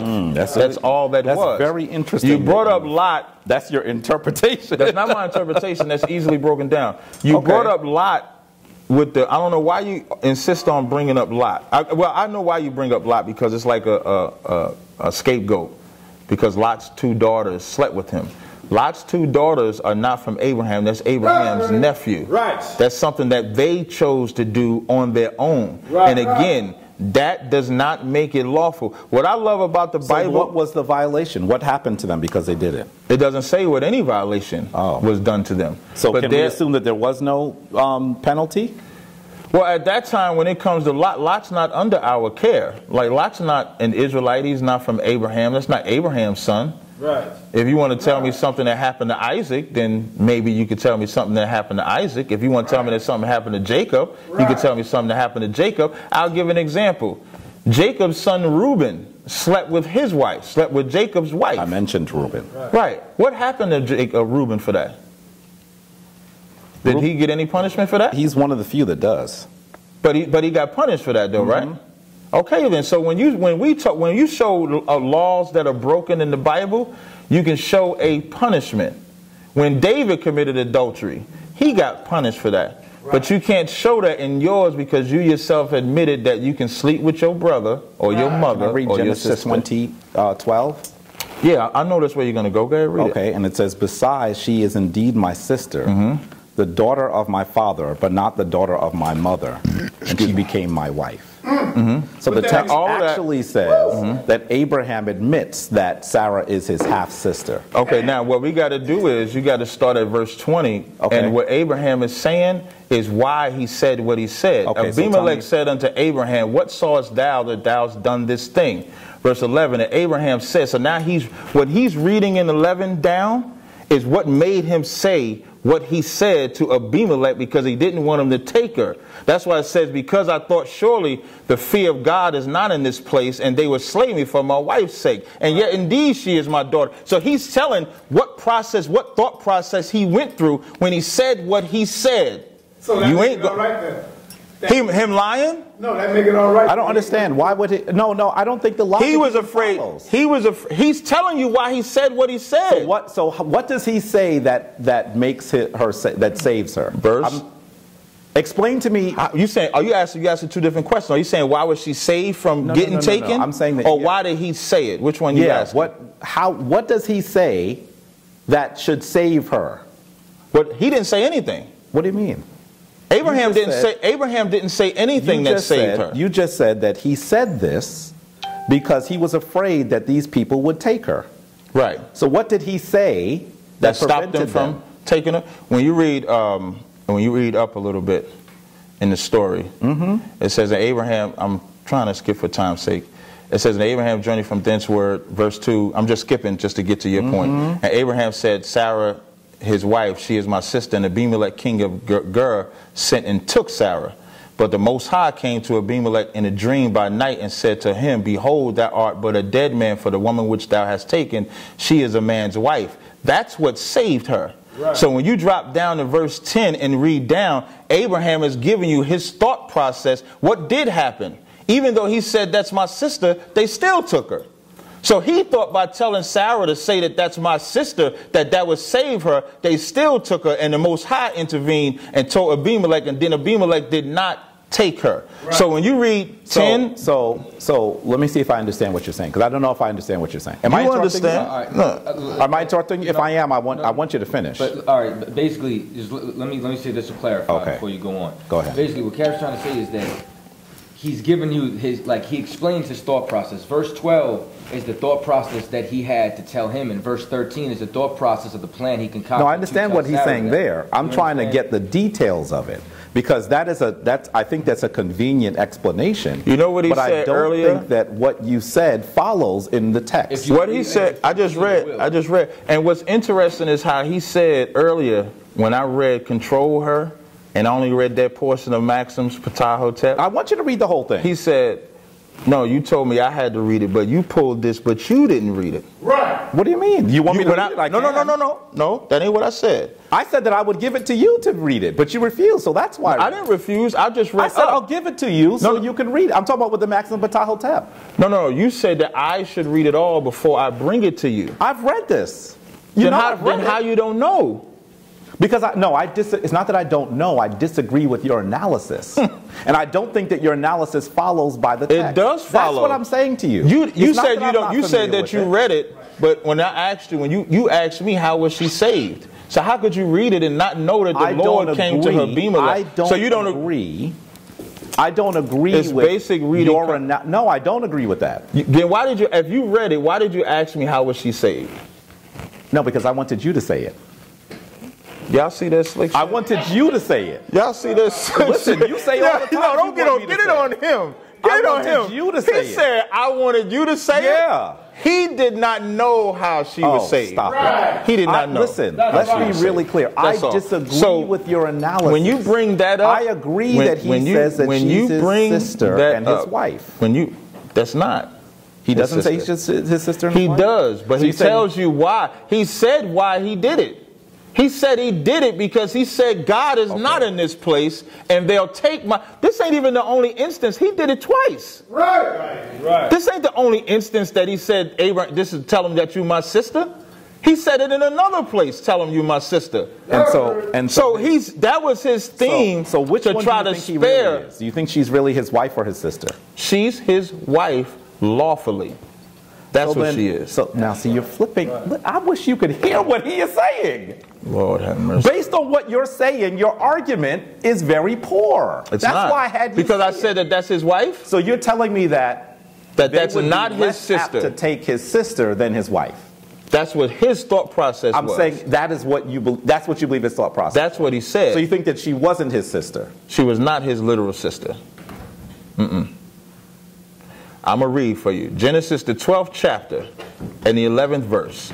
And it came to pass when he was come near to enter into Egypt that he said unto Sarai, his wife, Behold, now I know that thou art a fair woman to look upon.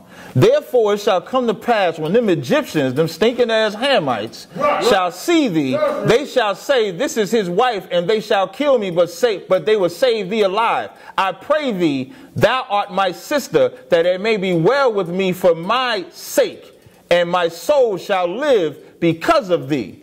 So this is the first time that he used that. Wait a minute. It does not say, the text does not say that I'm going to say you're my sister, but you are not. It does not say that. That's why I want you to read it.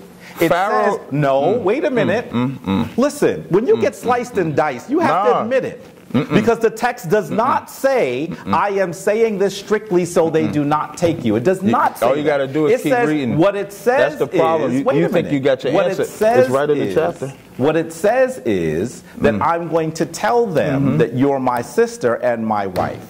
That's what it says. No, it does not say you are not my sister. So tell me in the text where it says that he is. It says say. It says say. I pray thee. He's telling her to say something. Yeah. Say, I pray thee, thou art my sister. Right. That it may be well for me for thy sake.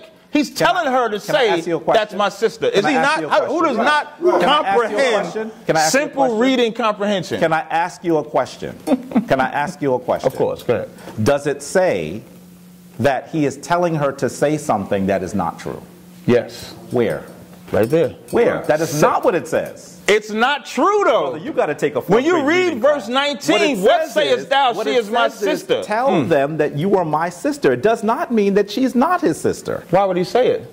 Because he wants for them to understand that's not his sister, though. It does not say that. So why isn't it in the lineage? Why does it say? Why does it say this is Terah? Where's the lineage of Sarah? Here's the point, though. You have the lineage of where Abraham comes from, right? Where's the lineage of Sarah?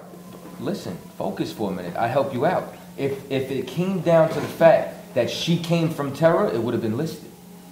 You have to understand that this lineage is patrilineage. I'm going to show you so that there are many times that women. You read it said what? It said that she's the daughter of my father, but not my mother. Right. So you just said if it comes down to a patriarchal lineage, then that means that it would have been listed. That's what I'm trying to say. No, because what they're trying to do. Let me show you. No. Okay, let me just show you something. I'm going to show you something. No biblical scholar would say what you just said. Often in the lineages. Often in the lineages. I just want to. You will see. Let me finish the statement, and I promise I'll come here. It's going to be a quick statement. No sweat. You will often see that women are omitted; their names are not included. Often in the lineages, and I think Tazaryach has even admitted that. I don't disagree. I don't disagree with that. Okay. But what I want to say is in Genesis 20:12, it says, "Yet indeed she is my sister; she is the daughter of my father." That's what it says there, right? And I told but not you, the daughter of my mother. But I told you what that means, right? Right. In Genesis 11. And it says, but not the daughter of my mother. And I told you that the reason why she said that was because, hold on, I'm just getting the verse here. Okay. The reason why Abraham said that was he was running down why he was saying this is my sister, so that they wouldn't take him. That is an analysis that is not followed necessarily. Now listen, let me say this to you. It's possible that that's what's happening. But in Genesis 11 and 31, in Genesis, remember in Genesis 20 and 12, Abraham, when he's telling her that story, he says to her, he says to the king, that this is the daughter of my father. We know that Terah is Abraham's father. We do know that. When it talks about Terah's relationship to Sarah, it says that that's his daughter-in-law. If that was Genesis 11 and 31, and Terah took Abram his son, and Lot the son of Haran his son's son, and Sarai his daughter-in-law. It doesn't say his daughter. So in Genesis 20 and 12, when he's saying, this is indeed my sister, the daughter of my father, but not my mother, he's telling her, he's giving a rundown of his thought process. In Genesis 11, when it's running, now all of this is Nahor's and Terah's and all of their lineage. So when it says daughter-in-law, if that was his actual daughter, it wouldn't say daughter-in-law. The reason why it's saying daughter-in-law, because they were lawfully married. Can I ask you a question? What is the Hebrew term for daughter-in-law? I would have to look it up. You have to. And I want to come daughter-in-law means they were married. Let me say something to you. Here's what I know about law. Let me say something, because I let you finish. Before I put something in here, I wish you understood the amount of research that I do. Not enough. And so I want you to hear. On the Bible, you do none. I want you to hear that when you say something, sometimes I'm asking you to say it so that when we come back, you have to admit that what you said is does not follow. Now, that's all I'm going to say. I got you. And then we can move on. You see how it say daughter-in-law, right? What I read in Genesis 11 and 31, when it says Terah was daughter-in-law. The Hebrew for that is kala, a bride, hence a son's wife, bride, daughter-in-law, spouse. The key word, what did I read earlier, y'all? But you have, that's not what I'm asking you to do. You asking me what is a daughter-in-law? I want you to read what the actual text says. Because we don't agree with incest, only Kemet agrees with incest. That's why Genesis 12, Abraham said, they'll take my wife. Right. So now what I want to deal with after that. So before you move, what about Lot's daughters? What about Lot's? Okay, you bring up Lot's daughters. Lot's daughters is not our lineage. Right. They weren't given our law. It's Abraham, Isaac, and Jacob. Lot had a different father, different mother, different lineage than from Abraham. That's why when I said earlier, I think in the chat when y'all was doing the, you and my aunt was doing the thing, and I said Lot is not a major figure. The story is major, but Lot himself is not a major figure. How in the world that you could say Lot is not a major figure? Let me explain what I mean. You're focusing on Lot and what his daughters did. That has nothing to do with Abraham, Isaac, and Jacob. That's what I mean when I say so. What does that have to do? So explain to me, because are they not Jewish women? Say that one more time. Are they not Jewish women? No. Hebrew women? No. Okay. So who are they? Okay, they would be considered Hebrew women. Okay. When I say Jewish, now let me apologize, because to me, I use those words interchangeably. I understand that, but let me clear something up, because a lot of people don't understand this. Sure. You understand? Like, for example, the covenants don't go to Hebrews.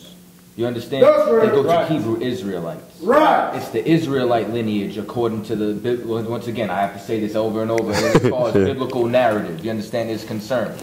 So now, meaning that there's 5 Hebrew families on the planet. Right. You understand? You can say the Arabs are Hebrews. Right. You can say that who we would consider the Chinese or the Japanese are Hebrews, which would be the offspring of Lot. That's you understand? Right. So when it comes down to those Hebrews, that doesn't concern anything because the law was given to Israel. So help me. Thank you. Let me try to understand then. So you're saying that the laws, your laws, right, are not actually in effect for Lot and his daughters. Is that what you're saying? No, it wouldn't be in effect for Lot and his daughters. Why not? Wow. They don't come from us. Right. Well, where do they come from? Explain. The laws don't, I didn't mean to say come from us, I'm sorry. Lot doesn't fall under us. Our lineage is Abraham, Isaac, and Jacob. That's right. Psalms 147, 19 and 20 say, showeth his statutes unto Jacob. I'm paraphrasing, unto Israel. He have not dealt so with any other nation. Right. So the nations that came from Lot, which became the Moabites and the Ammonites, that has nothing to do with Israel. So what Lot's daughters did, which they got him drunk, by the way. Lot did not. Yeah, no, I said that. I said Lot did not willingly do that, which would make it unmisogynistic. Lot got drunk, and they pretty much took it. They pretty much took it right now. No, I'm just because you. Oh no, I don't disagree with the incest either. We're talking about incest. I don't disagree with the incest. Right, I don't disagree with the incest either. But they got him drunk to do it. He wouldn't have done it sober. No, I did. I said that when I read the quote. I read that. But the reason why, number one, so Lot wouldn't be punished for that because he was drunk when it happened. So don't you think? So are you saying that God's providence only comes to those 5 families? No, God's providence or covenants come through Israel. Right. And then from the way it's supposed to be, Israel is the top and trickles down and everybody else is under us. Right. But that's how what it's I'm supposed trying to to be. understand is why would angels go to protect Lot? Angels wasn't going necessarily to protect Lot. That was only at Abraham's behest because he knew his nephew was there. They was going to destroy Sodom and Gomorrah, which is what they did. What happens when they enter his home? He protects them. Like anybody should protect. If you bring somebody into your house under your guise, you should protect them. That's why they were allowed to escape. If Lot wouldn't have protected them angels, they would have died too. And so, well, they wouldn't have died because they then dispense with the mob. I'm trying to get this. I'm a little they lost. dispense with the mob. Protect the angels. Were they men? They were men. Like What happens in the story? What happens in the story? And this is for everybody. Men. I know most of your audience probably is familiar with this, but my audience is. There are people in your audience that are not. Before you read that, in Genesis 12 and 19, the Pharaoh himself says, "What sayest thou? She is my sister, so I might have take her to meet a wife." Just so you know. But you can go ahead with your Lot story. Well, I mean, that story is written. Now you want to say the story is written. No. When the Pharaoh just said that's a sister. Hear what I'm saying. Hear what I'm saying. No, we're going to go right back to that. Let me say something very clearly. This story does not describe the Kemetic tradition at all. What story? Nothing in the Bible describes it. I would hope not. Fuck him. So you need to understand. So you need to understand that you say. Now they're going to clap. Yeah, right. You said it don't describe Kemet. I'm glad it don't describe Kemet. Is you said that you talk about nasty Egyptians, all kinds of stuff in your book. But you say we raping though. What's worse? If I just call you nasty or you say we raping women, which one is worse? I mean, let's keep it 100. I'm not saying because I'm offended. Oh, okay, no sweat. That's not. Let me finish. But I just want to be very clear that the story that you're reading is a mythological story that is not written in the time that you have placed it. And it does not describe the Kemetic people. Okay, I got you. This is the people. If these are your people, they have continually written themselves into more powerful nations' history. Angels can be men, and let's as well. talk They can look about. like you and I. Well, we know these are men. Angels can only be men in this. Before we go deep into Lot, you saying mythological? No. You said something. There are no female angels. You said something. There's no. Wait, just hold that. I'll answer the question. No, I don't know why he's dithering here. Get right to this. The answer is no. You cannot teach. A female can be an angel, like the woman can't be an angel. There are no female angels. There is no record of a female angel in the scriptures. That's right. So, but let me get back to you. You said that the stories is mythological, right? That brings me back to one of the questions. Then we can get right back to the Bible because I want to do Deuteronomy. Something else. We didn't finish talking about Lot. No. Just I don't want to forget this because I forgot it. Though. What are we going to talk about with Lot? What more are we going to talk about? Yeah, that's because you said what you want to say. I didn't get to respond. Okay. What I want to say to you is it's very clear that Lot. I don't know why you say Lot is a minor figure because I mean the amount of ink that's spent on him is considerable. It's only one chapter. And I want. one chapter in what you would consider the holiest book, that's a lot. That's a lot. There are really minor characters that just mentioned once or twice. What about the Africans? This talks about his family. It talks about all of that. It talks extensively about him. It talks about the two men who happen to be angels that come into his home, and he provides them shelter. Right. And in order to, there's a raping mob. By the way, there are a lot of raping mobs of men in the Bible. And so the raping mob comes to the door and says, we want to take those men that we raped them. And he says, I'll offer you my virgin daughters. Right. That's what he says. But they was coming to get. So you better be clear. They don't take the virgin daughters. The angels dispense with them. But what I'm saying to you is that whenever you say the name Lot, there's a lot of problems. But those was Africans that was trying to sleep with them. How? Where is this occurring? Pull up Sodom for me, the people of Sodom. Come on, Capt. Right. You get that. These are Africans. Yeah, those are African. It wasn't Israelites. These are Africans. It for sure wasn't Israelites. You better believe something very clearly. Listen, Sodom and Gomorrah never existed. It wasn't This is Israelites. a mythological story. Look, that's your escape. There is no Sodom and Gomorrah. That's your escape right there. And the reason why he wants to argue that is because I'm not arguing that. Captain Tazaryach is overly literal. Wait, hold up. It's the reason Can you why just hold, he's holding the question too. Just hold it for had a to second. change their name when their greatest prophecy in 2000 didn't come true. Because they're let me tell you literal. something. By the way, Wait, you don't never put dealt the with camera that. And I don't think I'm going to tell you why. I don't have an issue dealing with that. But that's the filibuster that I was talking about. How's that filibustering? Because what we're talking about, we could talk about the 2000 prophecy at the end of this or on a different day. I don't want to get distracted. I know when people try to throw distractions. I do it all the time on the camp. It may seem like we was talking about Lot. We was talking about Lot. It may seem like a distraction because you have some questions. I don't even know what questions you have. So maybe it's a distraction from the questions you have. But I said the same thing to you earlier. And you said okay, and then now you bring it up but again. It's like an hour later. Right.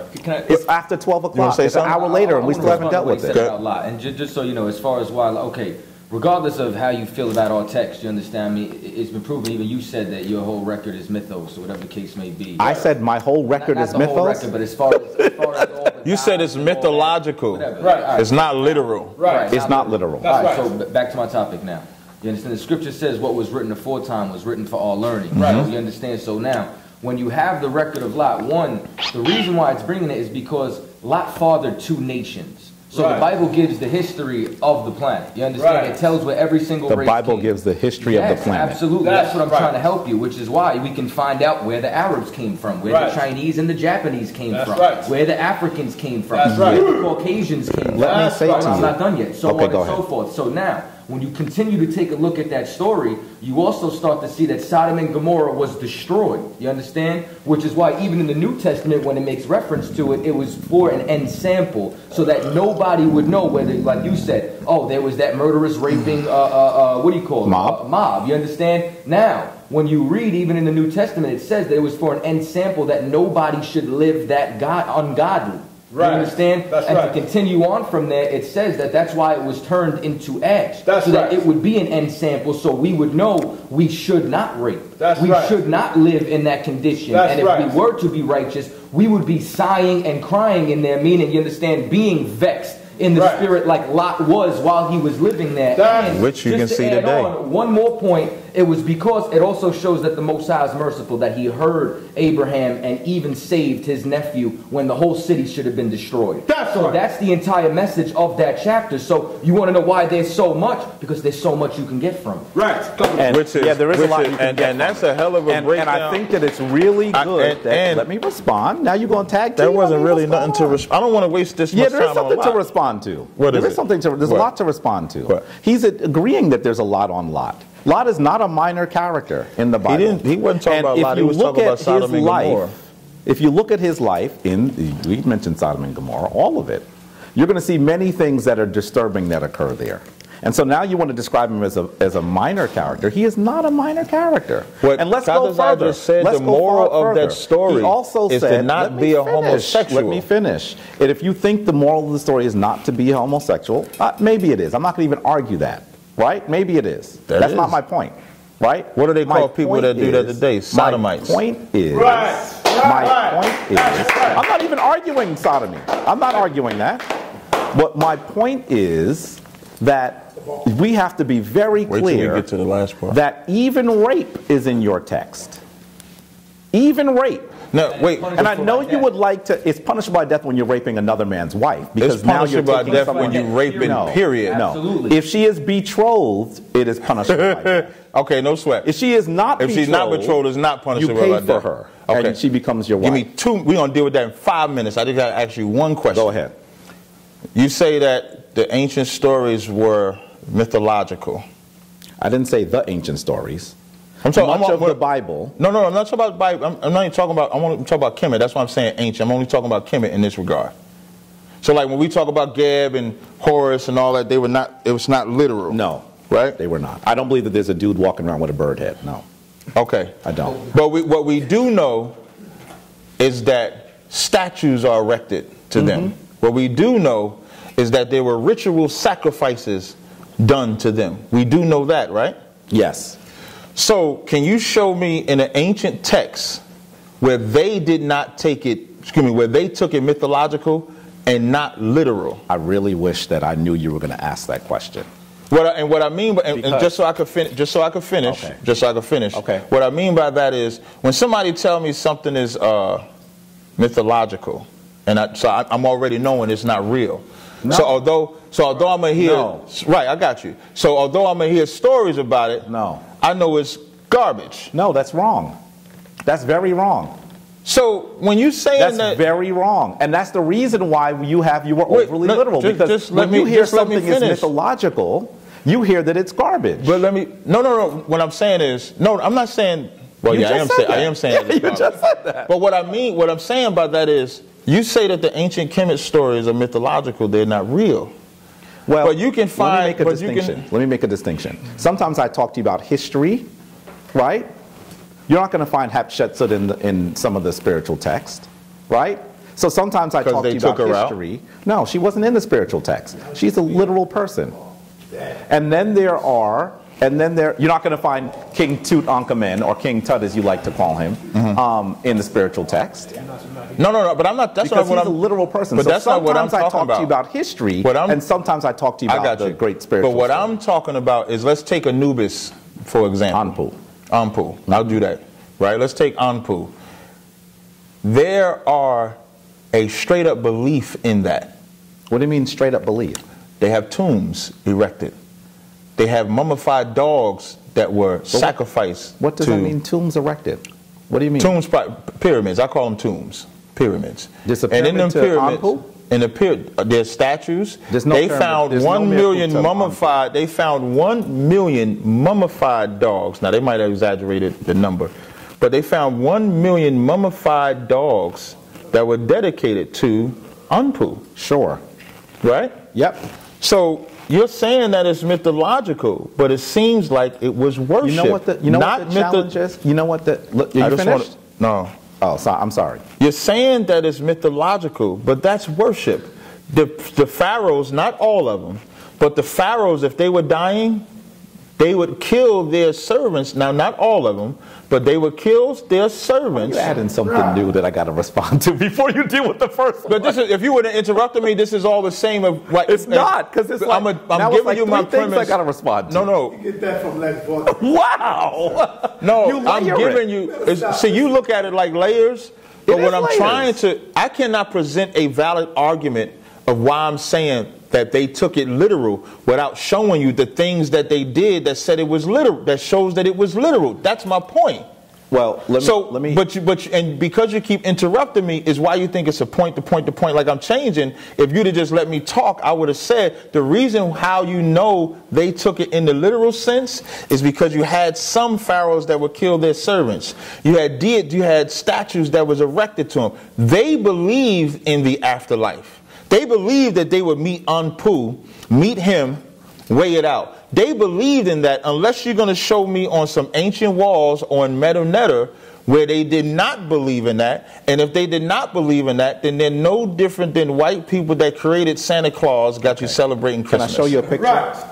Can I show you a picture? Yes. Now, see, when you do that, I don't mean to be disrespectful. I'm asking a question. But let me just say this really quickly, because I don't want you to think I'm trying to disrespect you. I'm not.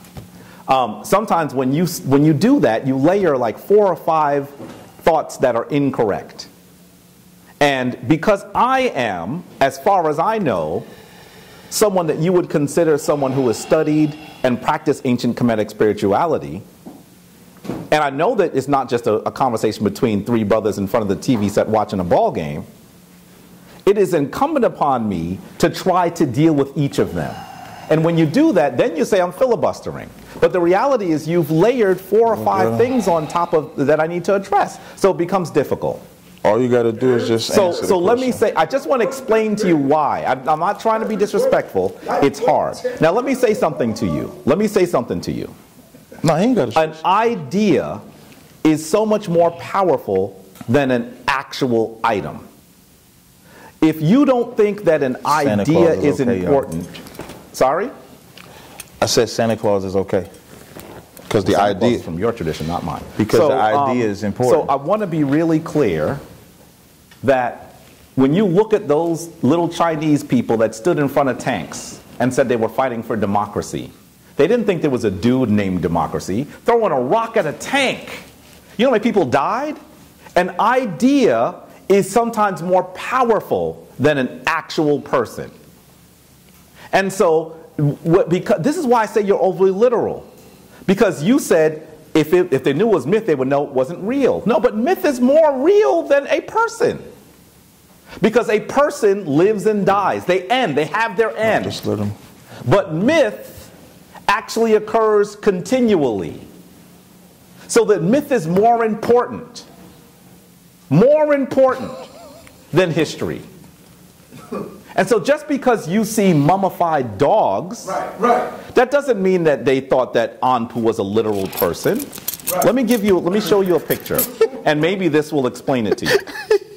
Because I think you would admit that I am the practitioner. I'm the expert in ancient Kemet here. So let me at least explain. No, we're not.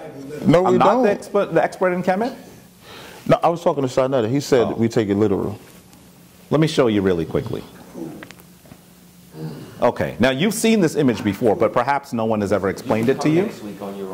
Maybe perhaps no one has explained it to you. We're going to have to do another one of these. You know I had invited you on my show a while ago. We're going to have to do another one of these. No, you've seen this before, right? I actually like the dialogue. Yes, I actually don't think it's that bad. You've seen this before, this image here? Yeah. Right? Usually they call it the judgment scene, right? Now, one of the things that I want you to understand is that this is not literal. Right. And this is one of the ways that we know that it's not literal. As you look at this image, you're going to see someone who enters and is asking to enter. Listen, you got to listen. I'm listening. No, we listening. Guys, that's disrespectful. I'm answering your question. And then you're going to say, well, you didn't answer the question, but you have to listen. Well, I'm going to get a snack. Go ahead. Yeah, I need a snack too. I'm not even hating on you for getting a snack.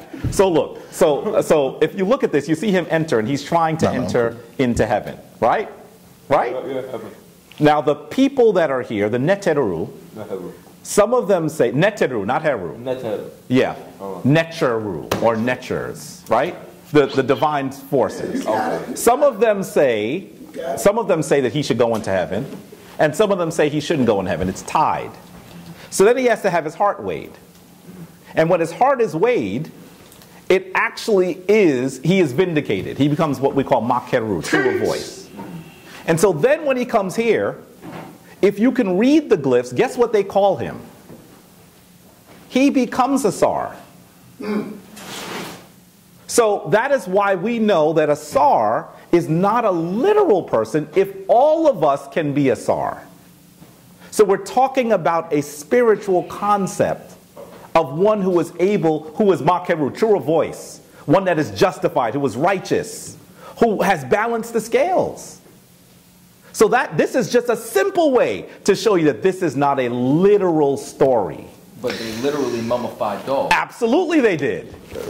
Because sometimes a concept is more... Listen, there are statues of the Lady of Justice right in this city. And you see a lady with a blindfold. By the way, we didn't put it with a blindfold. That's what the Tamhu did. That's Ma'at. And she's holding... It is Ma'at. It's a Tamhu version of Ma'at. Yeah, and she's holding the scales. Do you think that the Tamhu judge in the back says, I don't know how to decide this. Can you get the lady to come and explain it? And the lady with scales comes? The reason why is because it's a principle. But they make statues to her. Okay, there's statues to her everywhere. There's a principle called Santa Claus. And the principle of Santa, and the principle. Let me finish. I'll let you go that time, because as I'm looking to listen to him, anybody listening to that know he did not answer my damn question. That's right. My question was, they believed that they would go to Anpu in the afterlife. They erected statues. They mummified dogs. That was something they believed in, literally. No. If you don't, let me tell you something. You brought up that statue. They believe in that democracy. They believe in democracy. That's why they believe in that statue. They believe in Anubis. Literally. They believe in Anpu. They believe that that's why they mummify. You don't put that much dedication into something that you don't believe. Right. Well, period. Listen. Now, but you said. Go ahead. But you said that you can. And I don't know if you're aware, but I asked you this question in the summer. You did. I asked you the same question. You did. And you literally gave me the same answer. Yeah, it's like, I don't think you heard what I said. Because you want to make it seem like they did not believe in that. No, that is not what I said. But you can't show me nothing from their records. You are not listening to me. You're not listening to me. Because when you, at the very least, you should even their rituals of the pharaohs and the incest was because they believed that they were God on the earth, and that's why they were. No sweat. I'll tell you what. I think you misunderstood that. No, I didn't misunderstand it. I think I'm gonna tell you where the only confusion comes. You, Jabari, right? Mm-hmm. That's who I am. No. I know you, Jabari. You, Jabari, right? You, Jabari. I'm sorry, I'm Fred. Let me. You know what I'm saying? No, like you, Jabari. You, Reggie. You, Shaka. Is that Reggie? No. I'm trying to give you a picture. You heard me say when I said this is where the confusion comes in. Oh, you're talking about Reggie Mabry. Yeah, Marbury. Oh, okay. Right, Gotcha. that's what I mean. I'm naming different people. Okay. So. I thought that brother was Reggie. I was like, that. Nah, you take Jabari, you take Reggie, you take Shaka, you take Seti, you take Young Pharaoh, you take Amon Ra Squad. You take. Just listen to what I'm saying. Let's listen to what I'm saying. You got to hear. At one point he did. At one point, I don't know what he does now. This is the problem. But it's interesting. This is not his fault. And it's interesting when I deal with you. Now, all of y'all, and this is something y'all like to say about the Israelites. What? Y'all like to say about the Israelites is we all say different things. Well, I don't say But what I find is that every Kemetic brother I go to, I shouldn't even say go to, but dialogue, you're probably the first one that I actually invited for a sit down. Right. That's all honesty. I never invited Polite for a sit down. I never invited Seti. I've never invited nobody. So you would be the first brother that I've ever actually invited. That's big, especially coming from me. I appreciate that. I'm honored. But all of y'all say different things. So like the way you're answering is not the way Reggie would answer. And I know this because you and Reggie was in front of me in the summer. And both of y'all was giving different answers, and even Sinetta told me that y'all was saying two different things. So when you saying that you don't agree or what I'm saying is wrong, and then we go with all this plethora of historical history on Egypt and Kemet, and you got to sort through and sift through this one and that one, etc., like that. One of the common themes is that they do have the statues, they do have the rituals. You yourself said incest was a law. Excuse me, not a law. I'm sorry. It wasn't. You did say it wasn't against You said the law. It was lawful in that instance to do. In any instance. No, it wasn't any instance. That's what I was trying to explain to you. This is only whatever the kings did. The kings would be like the ones that would set the standard. But there were some things that people could not do. You would have to prove that. Now, if we prove incest existed in Egypt, then you would have to say it was. I'm agreeing with you that incest, according to the modern definition, I didn't disagree with you. But it was lawful. Well, I want you to understand something. It was and not just with the kings. It was practiced in one instance. More than one instance. No. I mean, no. Please don't misunderstand what I just said. I don't mean one instance. You mean like a time frame? No, that's not what I'm saying either. I'm saying in one situation. Let me put it that way. In regards to only pharaohs. Yes, that situation is the cultivation of the royal bloodline. The average people did not do this. And I challenge you to find average people Well, like Caataza said, maybe it'd be good to come back and deal with that. But okay, no sweat. I want to go over. Deuteronomy. No, I want to go into. We might have to take a cab. Deuteronomy 22. Right. Now, Deuteronomy the 22nd chapter. Grab that for me, please. Now, yesterday, Jabari said that I don't have. Excuse me. He said if I wanted to play the clip, but it's getting late. Jabari said for me to say, my response when Jabari was doing his things was I said the word rape is nowhere in that scripture, which it's not. It's being implied by Jabari. And what is being implied is in verse 28 when it says, if a man find a damsel that is a virgin which is not betrothed and lay hold on her and lie with her and they be found, I'm going to read 29, then the man that lay with her shall give unto the damsel's damsel's father 50 shekels of silver, and she shall be his wife, because he hath humbled her, he may not put away all his days. Right? So now my response was, the word rape is not in that verse, neither is it implied. Jabari's stance is that it is implied because it says lay hold on her, right? Jabari?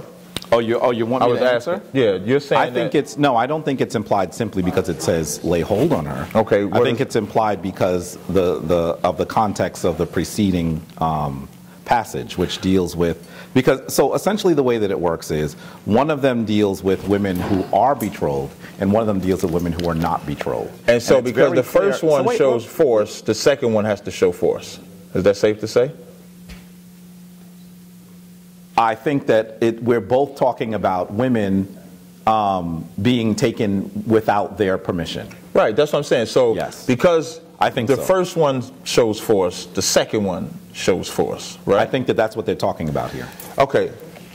Is there any time in the Bible where rape occurred that was lawful?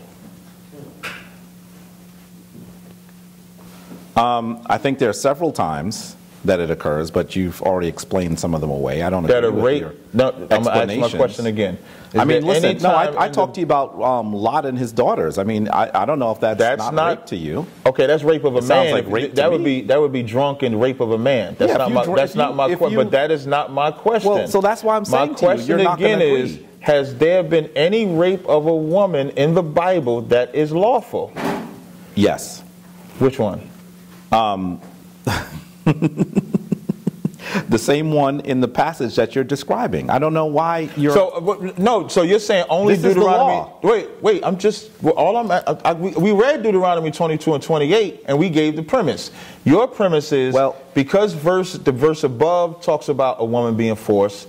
This one is also talking about a woman being forced. The only difference is the first woman is a married woman. This woman is a single engaged, woman. I think. Right. Betrothed could be engaged too. Betrothed, right. Yeah. So that's your premise. Right. My premise is that it's not. It's not just my premise.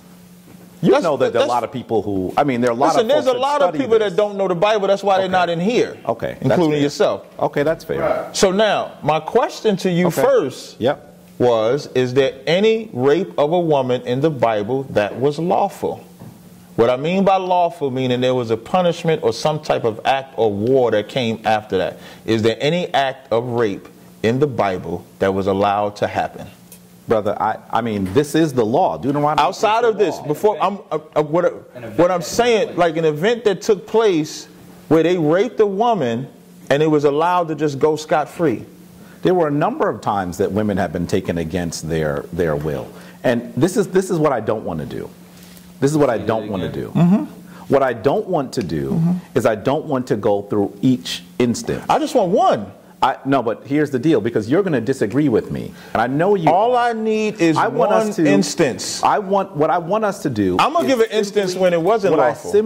There are some. Listen, I want to. And I'm gonna break this scripture down. And I'm gonna. Well, let me say something. Let me say something. There's some disagreement here. Okay, let me ask you a different question. Is there a precept to this verse that shows you that this is not talking about rape? You know the Bible. Well, I don't think you know the Bible. I'm not even going to try to say I know it as well as you do. No sweat. You know the Bible does says precept upon precept, though, right?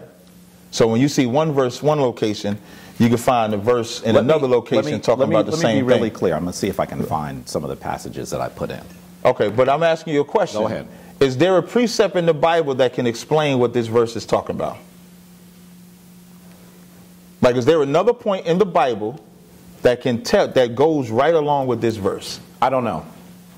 That's fair. I don't know. I don't know. I'm actually glad. I don't know if I would say that. For my listening audience, right. Deuteronomy 22 and 28. Before I go to that verse, I'm gonna go to another verse. We are the scholars here. That's right. Damn right. Deuteronomy 22 and 28 says, if a man find a damsel that is a virgin which is not betrothed, and read the one before first and then go right in. The one with the fourth one. The one that's yes. Okay. Because I think when Deuteronomy you read them together, I got you. Deuteronomy 22 and 25. She's not engaged. Both, so you'll understand. But if a man find a betrothed damsel in the field, and the man force her and lie with her, then the man only that lay with her shall die. But unto the damsel thou shalt do nothing. There is in that damsel no sin worthy of death. For as when a man riseth against his neighbor and slayeth him, even so is this matter. Right. So of course she's totally clear and innocent. Okay. She has a husband. It wasn't supposed to happen. Right. For he found her in the field, and the betrothed damsel cried, and there was none to save her. Verse 28. If a man find a damsel that is a virgin, that is not betrothed, and lay hold on her and lie with her, and they be found, then the man that lay with her shall give unto the damsel's father 50 shekels of silver, and she shall be his wife, because he hath humbled her, and he may not put her away all his days. So now I read every verse. You would agree, right? Yes. When you read all the pertinent ones, yeah. Right. Well, I think we're getting straight to the point. Yeah. When we look at the can I talk to you about what I read there, and then you can disagree? Yeah, go ahead. Yeah, go ahead. I think that we should understand that, and I know that you asked this question, and I'm glad you did that in the chat room, because I got upset, right? Yeah, you did. And I didn't want to get upset here. I didn't want to get upset here. I got upset because really what this passage is saying is that women are property. And so if you transgress against someone's property, there is a really serious violation. But when you come to a woman who is not betrothed, she is really no one's property but her father. So that in this instance, what you do when you transgress against her, when you rape her, is you pay her husband, her father, for her, and then she becomes your wife. Now, I think that the Bible in this instance was trying to say something that they viewed progressively. Because what they were trying to say is, if you rape a woman that is not married or engaged, and you can't just walk away and have no responsibility to her. You have to take responsibility to her. That is what I think they were trying to say. But I think it's very clear, it should be clear, that these are both situations where a woman does not have an agreement here in the relationship. And I think that there are really some retrograde beliefs here. First of all, if you didn't cry, maybe you didn't get raped. That's there. Okay, but and then second of all, the concept of woman as property is there. And then there's also the concept that if you're not the property of a man, then you have to pay, and that woman has to be married to her rapist. Those are really concerning things. When Levi and Simeon, what did they do when their sister was taken by force that was not betrothed? That was right. When their sister, who was not betrothed to anybody, was taken by a man by force, what did Levi and Simeon do? They went to battle. So I want to be clear. Was nothing, I just want to walk it. Because remember, the question that I asked you was, show me an instance of a woman being raped and it being allowed. But let me say, me say to you, and I'll come back and I'll show you a few. You can't. Because there are some. You can't. No, I'm not saying that there ain't a case of a woman being forced. There are some. I said, show me where it was after she was forced, that it was allowed to go down with no punishment. Levi and Simeon killed a whole tribe of men over them taking their sister by force. You are going to say to me that in those instances, this is the reason why I want to take some time and look at it. Because what you're going to say to me, let me answer, and maybe you'll agree or not agree. What you're going to say to me is that those people are not the Hebrew Israelites. That's what you're going to say to me. And so I want to be able to, did you hear what I said? No, I didn't hear the last part. Not the very last couple of words, that's all. I heard the beginning of the How word. are you going to be in a huddle when you're on the field? Come on now, listen. That's a good distraction, though. What you're going to say is that those people that I bring up are not the people who are the Hebrew Israelites. That's what you're going to say to me. Who? Like you brought up, okay, for example, you brought up Lot, but that's not my question. So let me do this. Let me just show you this dude. Okay, go ahead. So that's why I want to take some time and give it a real answer. And not because I'm running, not because I don't agree. I want to make sure that it's someone that is actually in the lineage that you care about here. That's what I want. No. He's saying that's why they would have went and destroyed them before thinking twice, because if it was one of our own, then they would have been able to marry, but because it was a heathen, we went and murked them. Well, that's not what I'm saying. What I'm saying what he's saying is if he if he showed me the story of Lot and the sister, his daughters, I'm going to say, well, they wasn't Israelites, so it don't matter. That's what you're saying. Yeah, right? Or that is less important, or in that effect. Because I know that when I talk to you, but now here's why. But here's the story why. Of, for example, oh my goodness. But the guy with his sexual slave, his concubine, who kills her. I don't have an issue. Well, she's not part of the story. I never said that. We didn't even talk about that. No, we never talked about that. Okay. So maybe that was going to be something that I was. Maybe we should. That was something I was going to bring up too. But let me finish with this one. Go ahead. I'm sorry. So now you take the whole lay hold. He said. I take the what? The lay hold. If a woman is not betrothed, lay hold, and he lay hold on her. I thought she was saying some kind of slang. I was like, the whole lay hold. It is. Well, actually, that lay hold is slang. Really? Isaiah 4:1. Now we got to take him for face value. Now this is not the precept to Deuteronomy 22 and 28. Trying to give you an example of wordplay that black folk talk, which is what this is by. Right. Isaiah 4:1. In that day, 7 women shall take hold of one man. Is that literal by force? I think in this instance it is not. What does it mean then? I think that in this instance, well, you have to read the whole thing. And that you're gonna be right. Yeah. And in that day 7 women shall take hold of one man, saying, we will eat our own bread, wear our own apparel, only let us be called by thy name, and take away our reproach. Now what's the take hold in that verse? I think that they're talking, I think that they're talking about, in this instance, they're referring to someone who is, it sounds like they're coming into a relationship with someone. But it says take hold. Yeah. Why wouldn't it say, just, can we join you? Are the women raping this man? Are the women raping? Are the women forcing? No, I don't think they are in this instance. Why not? Because the context here is different. The context of Deuteronomy 22 and 28, 22, 28, 29. Right, seems like it's force. Is actually, when you read both of them together, it is clear that they are talking about a man who takes a woman against her will. You see how you can use one of them, and they're together. I didn't pull them from another part of the Bible. They're literally together. You like that? They're literally together. Right? Right. And so one of them is saying, what do you do when you take a woman who is betrothed? And the other one is saying, what do you do when you take a woman who is not betrothed? So now we get to the context. I didn't go for another book. But the reason why I'm giving you the take hold is because you know that the take hold is not talking about force. Right. Because it's a woman to a man. But brother, but that's not my main. I'm not trying to say that the only reason why I think it's by force is because there's take hold. No, I don't disagree. Right. Your premise that's not is what above. I'm saying. Yeah, that's not what I'm saying. I agree that in the context that you just read, it's probably not saying the same. And if you don't know this, that's fine. In Israelite culture, what would you have to do if you wanted to marry a woman? What would you have to do? Why don't you tell me? Okay. In Israelite culture, what you would have to do, you would have to go to the father first and pay a dowry. Right. That's the 50 shekels of silver. That's what you would have to pay. In a normal I don't want to say righteous because it's not righteous to do it the other way, which is what Deuteronomy 22 and 20 is talking about. In a normal setting, you would go to the father and say, I'm interested in your daughter, and you would meet the daughter, you would pay the dowry to the father. Like the book of Tobit is an example. You would pay a dowry to the father, and then you would get the woman. Why do you pay a dowry? That's a different subject. I don't want to get off the subject. I don't have a problem with. I don't have a problem with that subject. We got to do a part 2. Yeah, brother. I don't have a problem. We can do it next week. It's not a big deal. Okay. When you go to Exodus 22 and 16, which is the precept for Deuteronomy 22 and 28. Why is it the precept?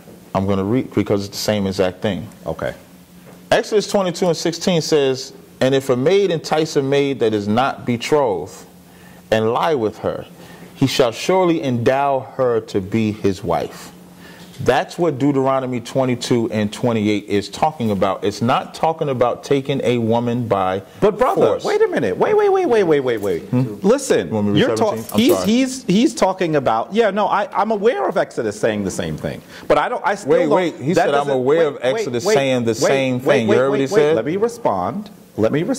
And let me respond. But that doesn't say anything that we're not talking about rape. I think we are talking about a man taking a woman. Okay, well, let me help you out. You got to read these together. Let me help you out, right? The proper context to understand it, all right? One, it specifically says force. Right. You understand? Which one? for the one you referred. Prior to, you understand? Yes. When it mentions betroth also. That's right. So now, notice that it didn't say forced in the verse after. Right. There's a very specific reason for that. You understand? And the reason being is because it falls under the same context as the lay hold in Isaiah, meaning that those women didn't rape that man. Now, that word lay hold is tapash in Hebrew. When you look at the root of that word, it simply means to manipulate, which is why he went to this precept. Hold on, I see you getting ready, so let me help you out. You understand? So now, it says what? If a man entice a maid. You understand? I'm translating into today's English. You understand? If a man rap with a sister, spit game to her. You understand? And then he take her, he shall surely endow her to be his wife. If the father utterly refused, you understand now, there was no rape. This was a mutual. He enticed the woman. You understand? He seduced her. Whatever word you want to do. You understand? Whatever word you want to use. Go ahead. But the father utterly refused. He's got to pay the dowry. This is a precept for that because that's all it's saying in that next verse. This man went, he laid hold of this woman. What did he do? It's like saying, I wrapped her around my finger. Now you're saying that. Can I ask you a question? Hold on. I'll let you ask me a question in a second. You've been talking this whole time. I've been quiet. I've been chilling over here. Well, we've been talking. It's been two of you. I mean, it's... Yo, but I've been chilling. So, you understand my point is... Y'all tag teaming, This is why he said it's slang. It's like, if I say I bagged Shorty at the club, does that mean that I went and put her in a burlap sack and took her home? Right. If I say I scooped Shorty like a ball, do I have a giant pictures mitt and I'm just running around picking bitches up? You understand? Like, this is what I'm trying to explain to you. This is slang. Okay, so let me... when you look at that word in its proper context... I'm not done. When you look at that word in its proper context, all that it's saying is that he got this woman, you understand, and she feels she on his job. What are the 5 original books of the Bible? What do you mean by the 5 original? I'm talking the oldest. I don't understand. What are the 5? I don't understand what you're trying to say. We usually, sometimes we call them the Pentateuch. Okay, you're talking about the Torah. Yes. Okay. So what are they? Based on you're talking the 5 what are they? Moses. Yeah, what are they? Deuteronomy, Leviticus. Okay, what's the point though? What's the purpose? Keep going. I'm saying, what's the point of it? Exodus. I'm asking you a question. You can't answer the question. It's Genesis through Deuteronomy. My point is, you want to actually use Isaiah as a pretext for Deuteronomy. Because we actually use Exodus. How in the world? Because it's the same culture. No. It's the same No. Yes. These books were written at different times by different people. Okay, and so you are trying to explain an original. Let me finish. No, wait. I'm not going to. I got to listen. No, wait. You spoke. You told me to be quiet, and I did. And now you're continuing. I have to stop you. Well, listen. If that's what you, this is exactly. Let me say. When you say something about Kemet, and I stop you, and I stop you, you take issue with it. You should even acknowledge this right here. Because what's happening here is he's doing what I did a few moments ago, and you were upset about it. Of Moses. You understand? This is what you doing. That's why it would be utilized. What you doing? Listen. When I said that what you're doing is you're layering things. Not layering anything. And so, and I said, listen, I'm the one that's explaining the Kemetic text. You said, no, I don't want you. I want to finish. Right. But when I did it, he said, no, you should not do that. Let me finish. So now what you've done, and you are the ranking person here, because you weren't listening, you was eating the candy. No. I mean, come on, man. I said I don't understand what you're saying. I listened to what he said, and then when I went to respond, he interrupted me and said, no, I'm not going to let you continue. Because and so what I'm saying to you, because what I'm saying to you is that if you are the ranking person, well, he came to my show, you should at least be fair enough. As I'm a guest, I don't have no what. No, he's talking about something. He interrupted. But Jabari, what you tried to do? What I'm saying, what you tried to do. But you hear what I'm saying? I hear exactly. At least you understand what I'm complaining about. What you tried to do was tell me what I'm complaining about, so I hear you understand. You're complaining that you wasn't allowed to explain or respond to him. What is it that you were saying? No. I'm saying I let him finish, and then when I started to then I let him finish. And then he cut you off. And he said he would not let me finish. Because what you tried to do is what we call the Sinetta shuffle. Let me explain. Now he's just making jokes. But that's what you did, because what you wanted to do was disqualify Isaiah. He's a biblical scholar. But you wanted to disqualify Isaiah. Here's the deal. Admit it. You were the one that when you were talking about the Kemetic text and I said you're going far afield, you're laying too many things, you said no. Admitted that you wanted to disqualify. Admitted that you wanted to disqualify Isaiah. No, I don't want to disqualify it. I want to disconnect it. I want to disconnect it. That's why you said what are the first 5 books. But what you did, what you also wanted to disqualify was Exodus. No. How am I disqualifying it? Because the precept for Deuteronomy 22, that's why the process, what's the process in Exodus 22 and 16 after you lay with her? What is the process? It's the same process as Deuteronomy 22 and 28. But what I because it's the same thing. After you lay with that woman, read Exodus now. Every scripture. Read Exodus. Read the Exodus. One second, before I read it. Every scripture is not quoted verbatim. That's why it's Exodus 22 and 16, Deuteronomy 22 and 20, Isaiah 4 and 1, Genesis 49. They can be the same without using the same words. You have to understand something. This book that you call the Bible is not one book. Why does it say precept upon precept, line Hear me upon for line? a second so you understand what I'm saying. You could disagree with me, but I want you to hear what I'm saying, right? This book is not one book. It is actually a grouping of books. They were written at different times by different people. And so what I see people who are Bible followers do sometimes is they say, it says this here, you go here, you understand that, you go here. Those books were written 1,000 years apart by different people in different places in different languages. It doesn't work that way. It wasn't one book that a person wrote and then they said, well, this is going to explain that. This is going to explain. That's only modern people that do that. That's so why you want to use Isaiah as a precept. I got you. For Deuteronomy, that's why and I say asked you to show me when that was done. That's what I want to say to you. Okay. Why couldn't you show me when that was done? And what's the that? I'm sorry. The raping. Well, because the raping of an Israelite woman. What I want to show me. No. Let me explain to you why I didn't. Because you can't. No. The reason why I want to do, and maybe I won't be able to. Hold on. Can I answer his question? No, you can't, because I have to respond to what you said. Then you can answer his question. You understand? And what you're saying ties into exactly what I was trying to explain earlier. Like, for example, when I mentioned Greek, you understand? The New Testament was written in Greek. And I said much of it was. That's what I'm trying to explain. Yeah. Okay, thank you. So now, when it comes down to it, right, you cannot understand what's written in Greek if you don't understand Hebrew culture. An example of that would be the word virgin. If you go according to virgin, according to a Greek text, you're going to think it's someone chaste, somebody who's never had sex before. If you go according to the Hebrew tradition, to the Hebrew culture, it's just a young woman of marriageable age. Thank you. So what I'm trying to explain to you is that Hebrew tradition and culture does not change by the time you get to Isaiah. Can I respond? Which is why when it comes down to Isaiah the 4th chapter, I'm trying to show you it's the same concept. In Hebrew. Hold on. So you're trying to disconnect them when the problem is that the fundamental of Isaiah is built off those first 5 books that you explained. Let me respond. I'm not done. You can't respond until I'm finished. I waited. I sat there. You did. You did not wait. You cried about. You did not wait. You did not wait. I waited. No. Now I responded. So you did not wait. Disconnect them because from Genesis to Revelations, Hebrew culture traditions are all in sync. They don't miss a step. They don't miss a beat. Let me say so therefore, they're not disconnected. And when you got to wait a minute, now you got to let me.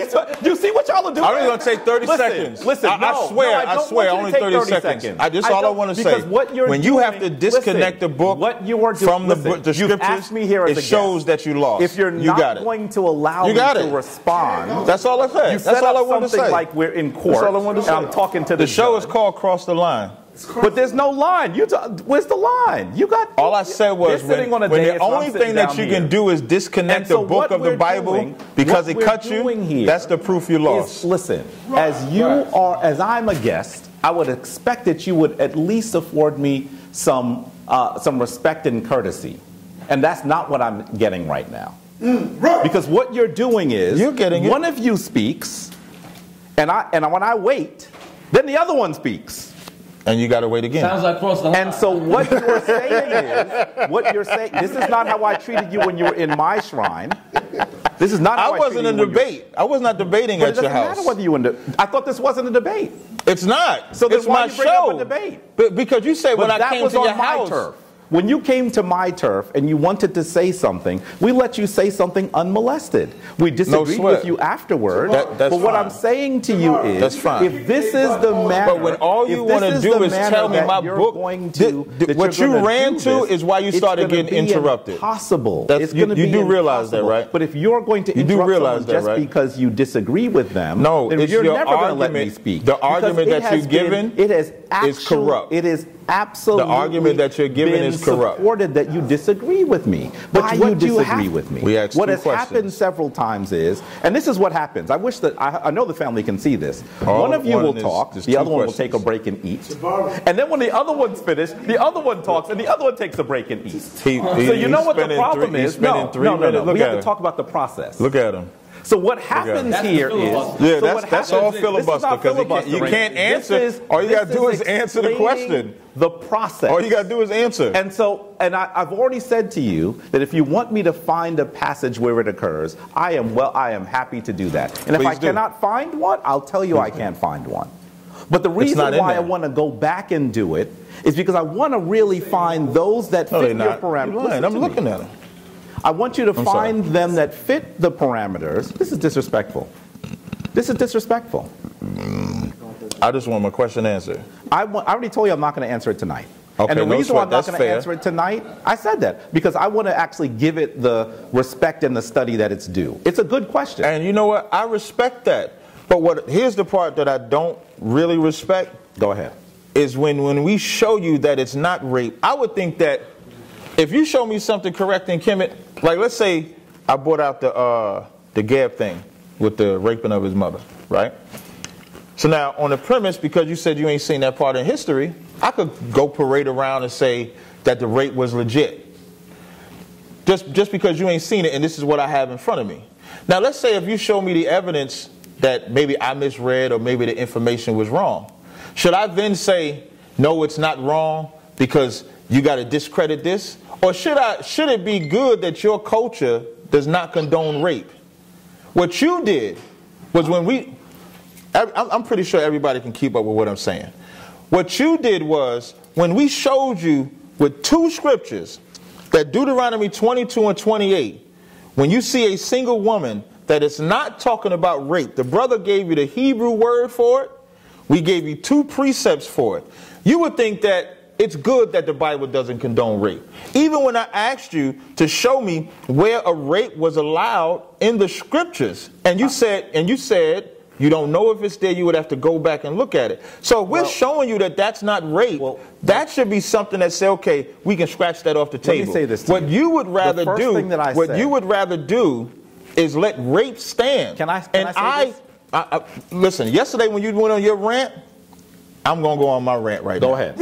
Right. What I take issue with is rape is not condoned in the Bible under any circumstances. That's why Levi and Simeon killed the whole tribe, because they took his sister. Even though he wanted to pay for the sister, they did not like it because she was taken by force. Right. You brought up the story with David, when David's son rather, when he raped his sister.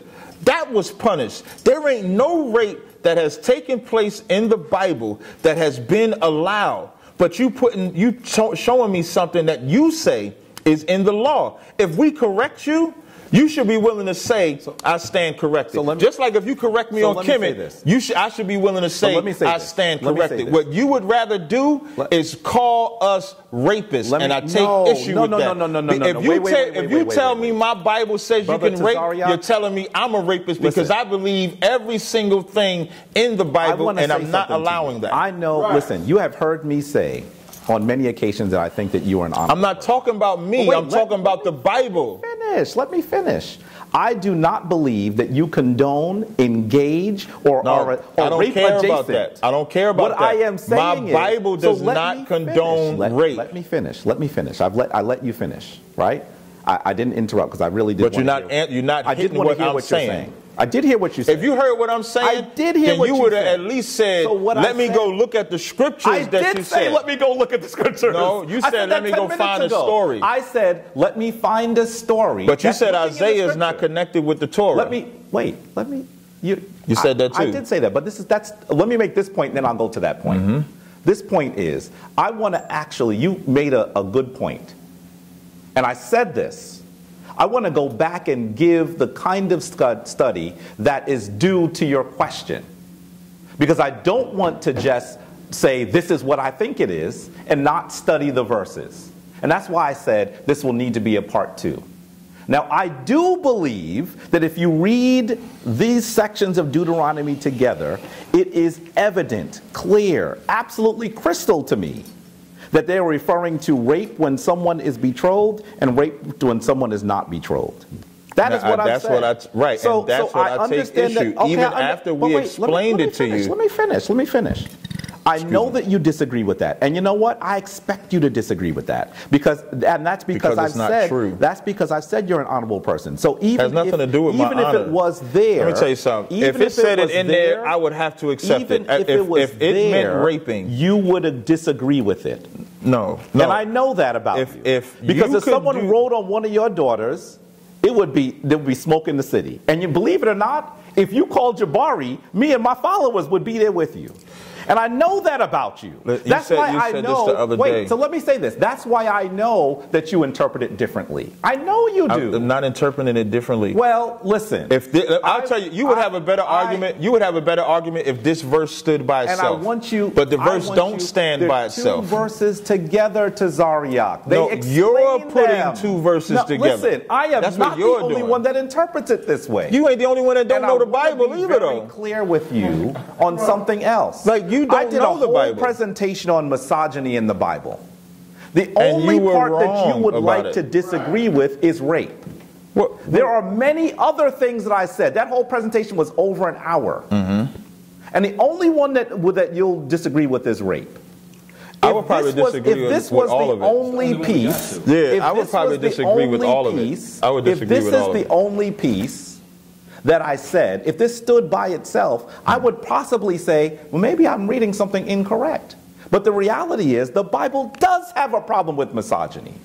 And I would expect Bible followers to find a way to say these are things that we will not practice. The only thing that's in the Bible is that the man is the head of the woman. Well, that is misogyny. That's not, but it also says for the man to love his woman as he loves himself. Yes. Right. That's true. So that ain't misogyny. It does. So if you loving your woman like you love yourself, you ain't gonna harm yourself. You're gonna protect yourself. So you're gonna love your woman the way that she's supposed to be. So when you say misogyny, you tell half-truths. There are some things. You tell half-truths. I am not going to say that everything in the Bible is misogynistic. I did not say that. But when it came to the maxim of Ptah-hotep, you said you would not follow that when it said refrain her from power. Control her. You looked at one word. 2 words. It's not even the full sentence. You picked one section. You picked one verse. No, it's actually 2 verses. No, they're pairing 2 verses.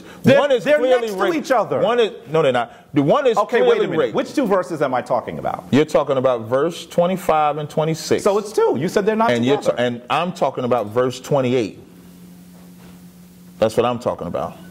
One is clearly rape. 25 and 26 is clear. Well, verse 25, 26 is just saying nothing happens to her. But listen, verse 25 is clearly rape. 27 doesn't change the story. It's just 25 is clearly rape. 28 is not rape. Okay. I want you to understand that that's not my position, and I know you're going to disagree, and I expect you to disagree. Well, your knowledge of the Bible is just very, very, like when you brought up Catholic, it's very Catholic. You could say that, fine. Because, like, you believe in Immaculate Conception. You could do it. I believe in Immaculate Conception. Yeah. I preach against Immaculate Conception. You might preach against it as far as being mimicked, but I've heard you say we follow after the Immaculate Conception. No, you've never heard me say that. Yeah, I called them the You've heard me say that I follow after the Immaculate Conception? No. When I'm saying, okay, maybe I should word it in a way you can understand. Okay.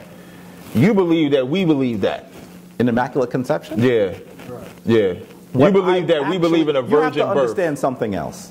You believe that we believe in a virgin birth. Let me explain something else. That video, I know it says ISUPK because I did talk about ISUPK. But that video was really to Bible followers. So I know that there's some things that you will not agree with. Because it wasn't actually all targeted for your ears.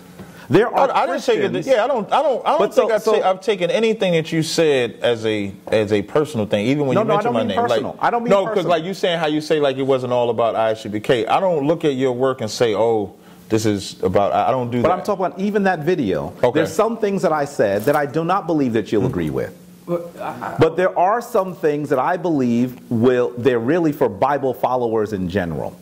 And if you listen to what I said, I wasn't speaking only to you. I was speaking to those people who follow that group of books. All right, but hold on real quick. Go ahead. I want to backtrack real quick. So it's misogynistic if the man is the head of the household. So does that mean you believe that the woman should be the head of the household? No. I don't believe y'all. I believe that we're partners. That's what I believe. Oh, okay. So now, this is so quick question, right? Sure. Sure. Somebody breaks into your house. Your partners. Whose responsibility is it to protect the household? Is it yours or your woman's? Depends what you consider protection, first of all. Okay, so here's what I'm saying. But let me say to you that just because we're partners doesn't mean that we don't have different roles. Now, it means that she is not subordinate to me. Okay. That's what I'm saying. Okay, here's the whole point, right? You understand? As far as all that goes, there has to be order. You understand? And like what you're talking about, it doesn't sound like order. We both have. Can I ask how? Are you married? Huh? Are you married? Absolutely. How long have you been married? Long enough. Just listen. Well, but I want to. I didn't finish my point. Go ahead. All right. Go ahead. So my point being is that just like you said, we have different roles. We have different roles. You understand? And a part of that role is not only protecting the household. You understand? If a burglar or invader was to come through, but it's also to lead, spiritually guide that woman, protect that woman. You understand? So on and so forth. So we have those roles, and I said this in class earlier. I'm not done. You understand? I said this in class earlier. If it's my job or my role to guard and protect my woman to the point where I give my life, you owe me a different type of allegiance. Is it possible? You understand? Is it possible that your wife you owe me protect a you? complete Different type of allegiance. You understand? Yeah. Like straight up and down. Like if I'm going to give my life for you, let me tell you something. I'm also going to run that household. You understand? Okay. Which means that certain decisions are going to have to be. You understand? Meaning that, like, okay, this is the last thing I'm going to say. I'll give you the floor back. You understand? If there's no rank, then that means that when you turn around and you have, that means there's going to be disagreements. You understand? Whereas if there's a ranking structure, and I say we're going left, we go left. If she wants to go right, I go left. The family splits up. Right. There has to be a certain point where you say, this is what I'm in charge of. You understand? And that's the role that we're talking about. Let me say. And even, I'm sorry. You see, this is what I stopped. I stopped. You know why you stopped? Because you heard me say that was unfair. That's why I went through that. So you have to understand this. I'm telling you that I've been with the same woman for nearly 25 years. And I'm saying to you that we are partners. There's no confusion in my household. Teach, Jabari. I'm telling you that is how comedic relationships work, and that's how they worked thousands of years ago. What you're describing is something that occurred for a very short period of time. I'm talking about something that occurred for thousands of years, and it worked. And black people were in the strongest position that we have ever been. So while you question whether it works or not, I would say the proof is in the pudding. Are you saying that ours don't work? Let me finish. Okay. So let me finish. No, that's not what So you said. I want to be clear that we're not just talking about someone who protects someone. Generally speaking, if someone breaks into my house, my queen would look at me to deal with it. I've studied the martial arts. I'm bigger than her, and generally most men are bigger. She would expect me to do that, not because I lead her or because she's my subordinate, but because based on who I am, the physical form that the Creator, the Neteru, gave me, it is more appropriate for me to do that. But it's not because she is my subordinate. And I'm going to say to you that there are many times in the Bible where women are depicted as the subordinate. That is what I'm taking issue with. But there are also times where they're not. Let me finish. That's the reason why I said that it's interesting that most people want to just focus on rape. Because my comment was the Bible has a problem with misogyny. Misogyny is bigger than rape. You have created a tradition that is patriarchal, and you're comfortable with it. But what and that's fine, you're comfortable with it. What I'm saying to you is that's not how our people got down. That's what I'm saying. February 1st. Tazaryach said to me that there's one woman that teaches. If I'm getting what you're saying wrong, tell me and I'll take it back. No, say that. In a conversation I had with you, you said that there was a woman that taught, that teaches for ISUPK. And she has a doctorate. No, not that she teaches. I said she's established the 501c3 that we have. You didn't say she teaches? She's a PhD. She's a doctorate. No, I'm saying teaches for the school. No, if I did, I So there's no women that teach for your school? Teach like a class, like how we have class here? Why is teaching unclear? Why is that? No, because women do teach, but if you talk about teaching other women, yes. But if you talk about being in this class, they don't teach women. Right, but if you talk about coming to this class, they wouldn't teach this class. You is that is patriarchy. And I know that you feel it works for you. I get it. It works perfectly, though. I'm saying to you. Like, it works perfectly, though. Like how you got your 25, I got 17. It works perfectly. Let me say to you, and I will never mention their names. Let me say to you never mention their names, that there are many women in your tradition who are calling me to complain about it. Okay, but if and I want you to understand that it's a problem and that we can change it. You know what I can tell you? Yes. You know, there's a men that were in this culture that calling men. There are men that are in this culture. Men, M-E-N? M-E-N. Oh. Because you know my tradition is men. Oh, yeah. Like men, like a man. Like a man. Okay. Real quick. Wait, hold on. Real quick. Listen, you know, I don't talk that much, man. Real quick. Tomorrow, 7 o'clock, you want to be in the building. Where? On Black News 102. Okay. I'm interviewing a sister that just got back from I heard about that. Yeah. Okay, I'm going to talk to you about that, but I don't want to lose my track. You said there are women that was in our culture contacting you, complaining about the culture. Are in your culture. Yeah, men and women in every culture that complain about the culture that they was in. That's not proof positive that it's not working. You have people that was proof positive. But you bring that up. I don't want you to think I'm saying it's proof positive. Then why say it? Just like because I'm saying you said it works perfectly. It does. And so the term perfect means without distinction. And I'm telling you there is distinction. No sweat. You only bring up the women that supposedly can't do this or can't do that. When is Feast of Purim? 28th to the 1st of March. Why do we even have a feast? It's in honor of what a woman did. It's not in honor of what a man did. I don't question. No, but see, you said we only touched the rape thing. We just didn't have time. I'm saying that was at the end of my presentation. The baddest woman to me in the Bible is Judith. She slayed a king. That's fine. You can find bad women in the Bible. No. What does that mean? No. You said the women be subservient. You're familiar with this in 1 Ezra, the 3rd and 4th chapter, when it talks about the strongest thing on the planet, it talks about a woman being the strongest thing on the planet. So if we're going to pick and choose, is there verses in the Bible that condemns a woman? Yes. But there's also verses in the Bible that condemns man. Right. It's not like but that's how you making it. No. Even when you say the term even when you take the term you are subordinate, changing the parameters of this discussion. My wives don't feel subordinate. Okay. That's what you're saying. Right. I can't talk to you about your home. It would be inappropriate for me to even do that. You would. I wouldn't do that to you. No, you know what? No, just real. Even if I did know that, I wouldn't do that to you. I wouldn't do that. That'd be violation. That'd be violation. Real quick, just before we end this, let me explain something to you. You understand? Like, let me explain something to you. This is one of my subordinates. I don't disrespect him.